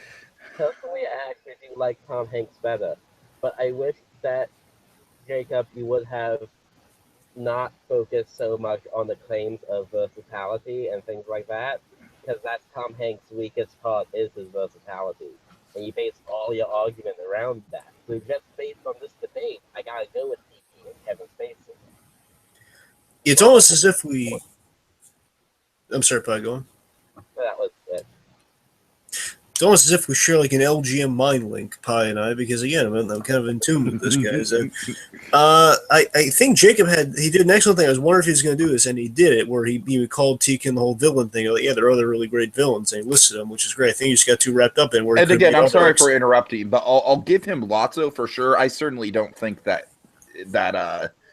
what's his name? I can't even remember his fucking name. Oh, don't be like that. Charles Muntz was a good villain. But he's not nearly as memorable as Hopper. I mean, he can't compare to Hopper. Well, I mean, I think, well, again, I'm saying in terms of... He only becomes a villain in, like, the last 20 minutes of the movie anyway. I'm saying I think people might know Muntz more because... All right. I don't want to derail it. But anyway, the point is both are good. Mm-hmm. But anyway, so the point is that he addressed the villains thing. I just wish he was really repetitive with the Tom Hanks thing, just saying he's a good actor. He's basically listing off movies. Where when Tiki listed off his movies, he also gave reasonings, which I think that just simply gave Tiki the point. So again, he's inching up towards kind of the point of no return. So Tiki's got 5 points right now. Jacob's got 3, but he's still got a chance. So again, we have 2 questions, and if I need to, I got the emergency question if we really get into a tiebreaker. Okay, so next one. So fun. Okay, who should voice Dumbo in the live-action film? Should they make that terrible call? Should they make that terrible call? Who should do the voice of Dumbo in the Tim Burton Dumbo film? Can I not say like Frank Welker? Just is that off the table? Frank Welker doing animal noises, is that off the table, or can I use that? If it's Frank Welker, it has to be him speaking. Can't use animal noises. Okay, never mind. Okay, so no, just like pure animal noise. It has to be someone. Okay. I just wanted to see if I could use that loophole. Okay, so it's to you guys. Like, name who you want to voice Dumbo. Okay. In the worst case scenario, who would like brighten up your life a little?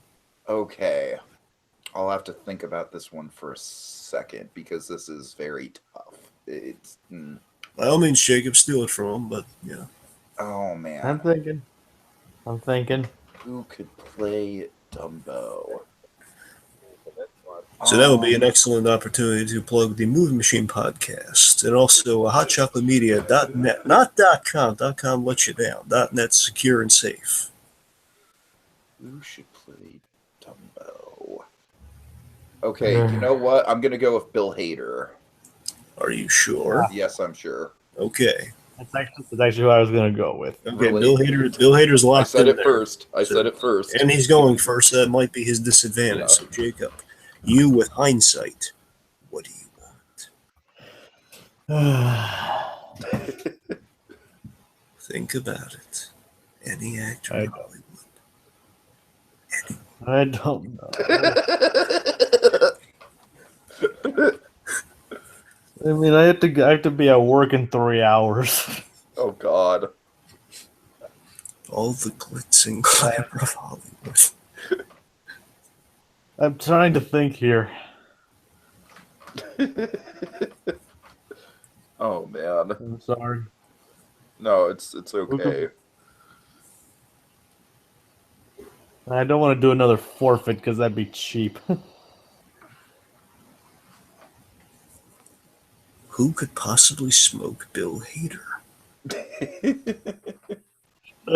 That's the thing. Nobody. I don't think of it. I can't think of anybody that would work well. Okay. If I can think of someone else besides Bill Hader, do you want Bill Hader? Dragon, would you accept that?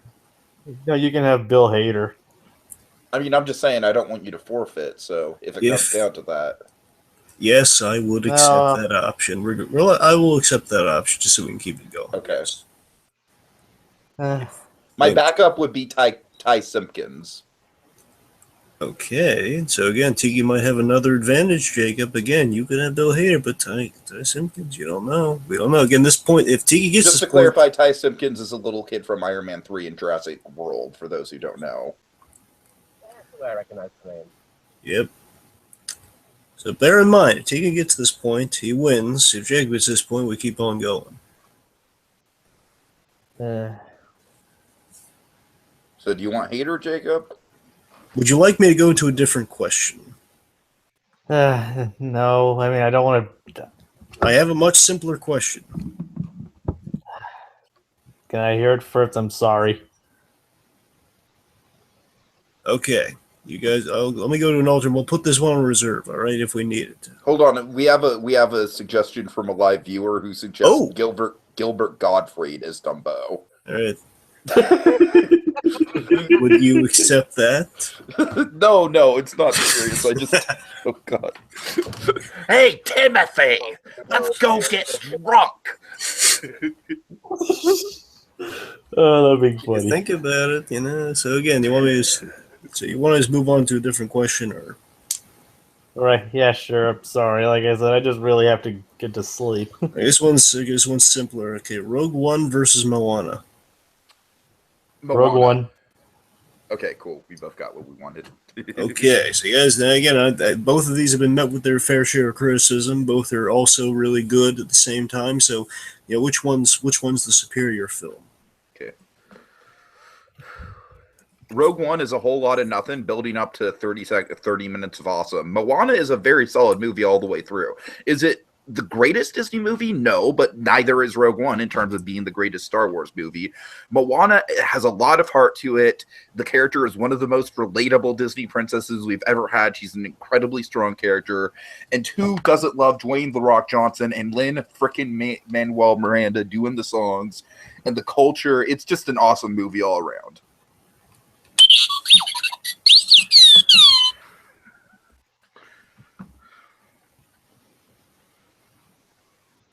Rogue One took a lot more risks than Moana did. Moana, and as you guys through the last debates, it clearly, vehemently pointed out to me, it played it way too safe.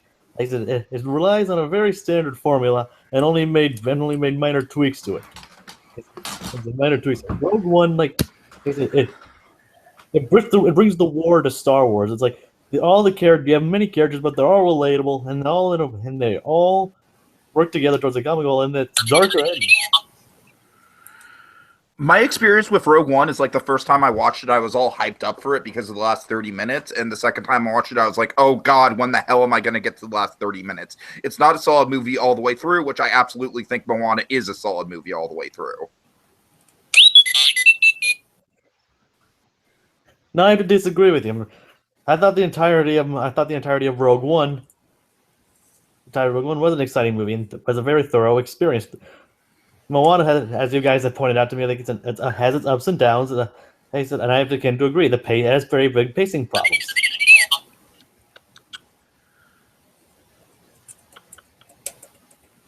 Rogue One, you barely even get to learn anything about any of the characters outside of K2SO. Moana is basically built around these characters. Even the damn chicken in Moana has more character than most of the freaking people in Rogue One. Hey Hey has more character than the people in Rogue One.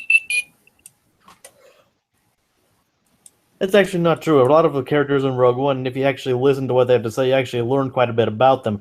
It's through subtext and listening to what they say where you actually learn more about their past and building upon these three-dimensional characters.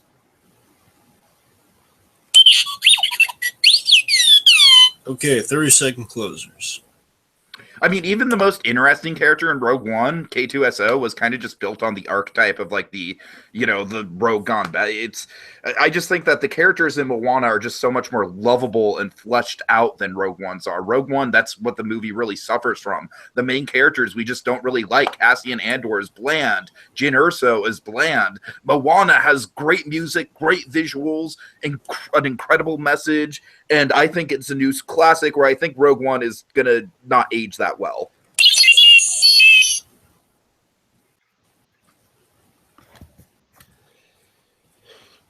Rogue One tells about the war in a science fiction setting. Moana, like I said, it's basically Pocahontas on the ocean, in a way, but admittedly a lot better than that. But Moana suffers, like I said, from pacing issues. The characters we've seen before, just in different ways. Like I said, Rogue One, you actually see the characters grow and develop, and it actually it's not afraid to take risks, and it actually services itself as a way to set up for future Star Wars stories. Okay, Pi, what do you think? I'm really torn on this one. I think we both made really good points. But I'm also going to have to go with Tiki just because I really didn't like Rogue One. Everyone goes crazy for it, but I really didn't like it for all the reasons we mentioned. But you did both do great on this one.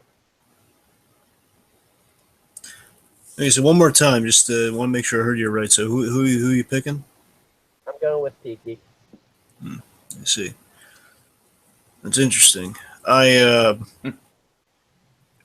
honestly, I think Jacob made the more interesting points. Again, I think he just had an answer prepared for everyone Tiki's retorts, and I think he just he kind of carried it through like Rogue One. I think he provided proper defense for Rogue One. So I'm biased because I just didn't like Rogue One, and I really like Moana. And keep in mind, this is about the arguments more so than your Yeah. personal opinions. So I know. I'm gonna give it to Jacob. So Jacob still he's man, got a fighting shot. So again, it's 4-5. oh Oh jeez. boy. It's kind of hard for me to tag Moana. I love them. Jacob, I'm so sorry about you're going to be exhausted at work tomorrow. I'm so sorry. I feel bad. Fine, Tiki. Okay. It's fine. Like this guy's kind of hard for me. It's hard for me to go up against Moana. Like I basically used all the arguments that you guys kept throwing at it when I used Moana. Right. Okay. I'm going to try to keep these simple, but at the same time very difficult. So here we go. So, because Sandy's not here, I can actually ask a superhero question. So I'm very happy. Okay. So basically you guys have to sell me a ticket. Tell me which should I be more hyped for between these two? After I say the second one. All right. Okay. So again, Jacob, I hope you're listening. Okay. Guardians of the Galaxy 2 or Thor Ragnarok? Thor Ragnarok. Guardians of the Galaxy. Okay, sell me. Oh yeah, I've got this. Thor Ragnarok is going to be like unlike anything we've ever seen before. It's the first proper team-up movie between two of the A-listers. And what better A-listers than Thor and Hulk going at it? We're going to have Planet Hulk stuff. It's directed by one of the most critically acclaimed comedic directors working today. I've not seen his work, but from everything I've heard about it, it sounds like an amazing fit. It's going to fit very well into the MCU. And we've got freaking a great cast. We've got Helen Mirren in this thing. It's going to be awesome. Wait a minute. Are you sure about Helen Mirren? No, I'm not sure about Helen Mirren. I think you might be thinking Kate. You're thinking of Kate Blanchett. Kate Blanchett. Thank you. You can take points off for that. No, that's a fact check. Well, anyway.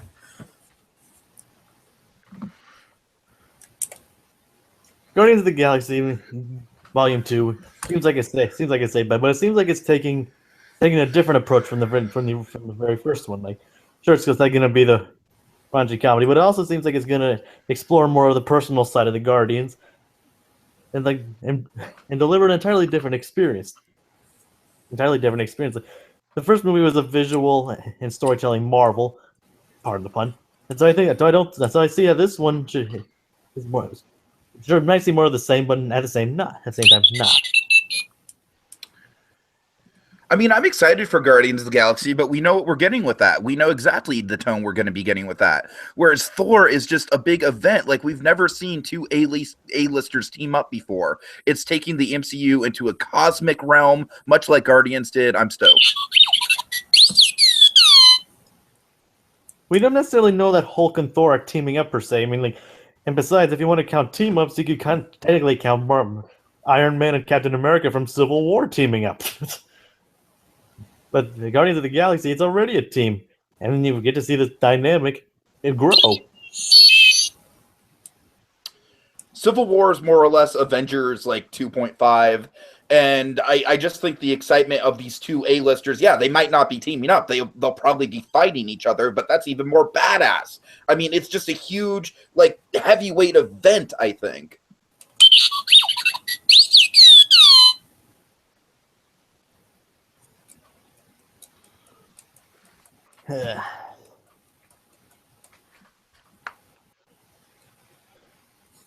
We've seen what we've seen of Guardians of the Galaxy. We can't even guess what the plot is going to be, like, or what the overall arcing story is going to be. What we know from Thor, we can probably guess what it is. I mean, I think Guardians of the Galaxy has always proven to be more unpredictable and always full of surprises. I think it should be the same. It shouldn't be anything different from this one. I couldn't disagree with you more about that. I feel like Thor Ragnarok is going to be the biggest outside-of-the-box movie that Marvel's ever done, thanks to the director, thanks to the risk that they're taking with the team-up. I didn't even mention Doctor Strange yet. We have frickin' Doctor Strange in this movie at the same time. So it's going to be Captain America Civil War on a slightly smaller scale, but with a very, very talented director who knows what he's doing with quirkiness and comedy. It's going to work wonders for the world of Planet Hulk and the world of Asgard.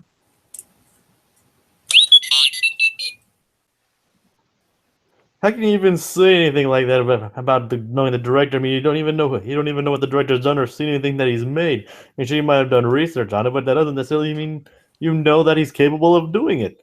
I mean, like, we've seen what James Gunn can do in the past. Like, he's proven he's capable. I mean, even before Guardians of the Galaxy, he's proven that he can handle these things. And I think the Guardians of the Galaxy is going to be a unique experience. Even after seeing the first one, it could still prove to be its own film. Well, I have a way I'm leaning, but Pi, what do you think? Alright. I'm going to go with Jacob. You both make good points, but Tiki, you lost me when you said it's going to be something new for Marvel, superheroes teaming up, when that's all they've done. No. It's going to be the first, like, A-lister on A-lister thing without anything else getting in the way. Yeah. But then again, team-ups aren't new for Marvel. And then I love when Jacob brought up that you keep mentioning the good comedy space director, but that's what James Gunn is too. So I'm going with Jacob. Well, you know, Pi, I think you bring up an excellent point. But I gotta tell you, though, I think Tiki's sales pitch was a lot better, because I told you, sell me on which one, which one should I see, which one should I be more excited for. Again, emphasis on which one should I see. Sell me a ticket to this one. I got to tell you, there's just in terms of sales, there's more confidence in Tiki's than there was in Jacob's. Jacob's was more of like, hey, it's gonna be like the first one. We don't know anything about it, which again is tantalizing. We don't know anything about this one. They're all fully formed, which is good. But at the same time, like, we have a lot of character cachet, essentially pitching as like a second Civil War. I think it was a good move. So I'm gonna give it to Tiki. All right. And that means Tiki has 1, 2, 3, 4, 5. He has 6 points, and because of that reason, he has won. I wish we still had the applause button, but we don't. So we got people. Clap so we got this. Thank you, R2. Thank you. And now Jacob can finally go to bed. Sorry, guys. No, it's all good, Jacob. I legitimately feel bad. Well, did you have fun? I had a blast, Yep, guys. This was awesome. This is I had one of the funnest times I've had recording a podcast in a long time. I genuinely mean that. Loved it. Thank you again for having me. Of course. Thank you for coming. Thank you for coming, Pi. Thank you. All right. All right, so I'll take us out then. Or, Go ahead. Go ahead. Take us out. Anything you guys want to plug? Yeah, Pi, I was going to say, do you want to plug the one sentence comp? That actually ended on Monday. Okay. Well, do you... Another episode should be starting in about a month with a new host. So that'll be very exciting. Cool. And Pi has been doing video recaps on all of that, so you can check that out. I'll actually put a link to that thread, Pi, so people can check it out. And speaking of recaps, of course, we got not necessarily a recap, but more of like kind of a vlog-ish thing about Samurai Jack on the horizon. So, As well as a shit ton of Milo Murphy's Law episodes that Jacob and I have just been like stagnating on. yeah. Well, that brings tonight's debates to a close. Tiki was our victor. Until next time, in the meantime, happy St. Patrick's Day. See you guys later.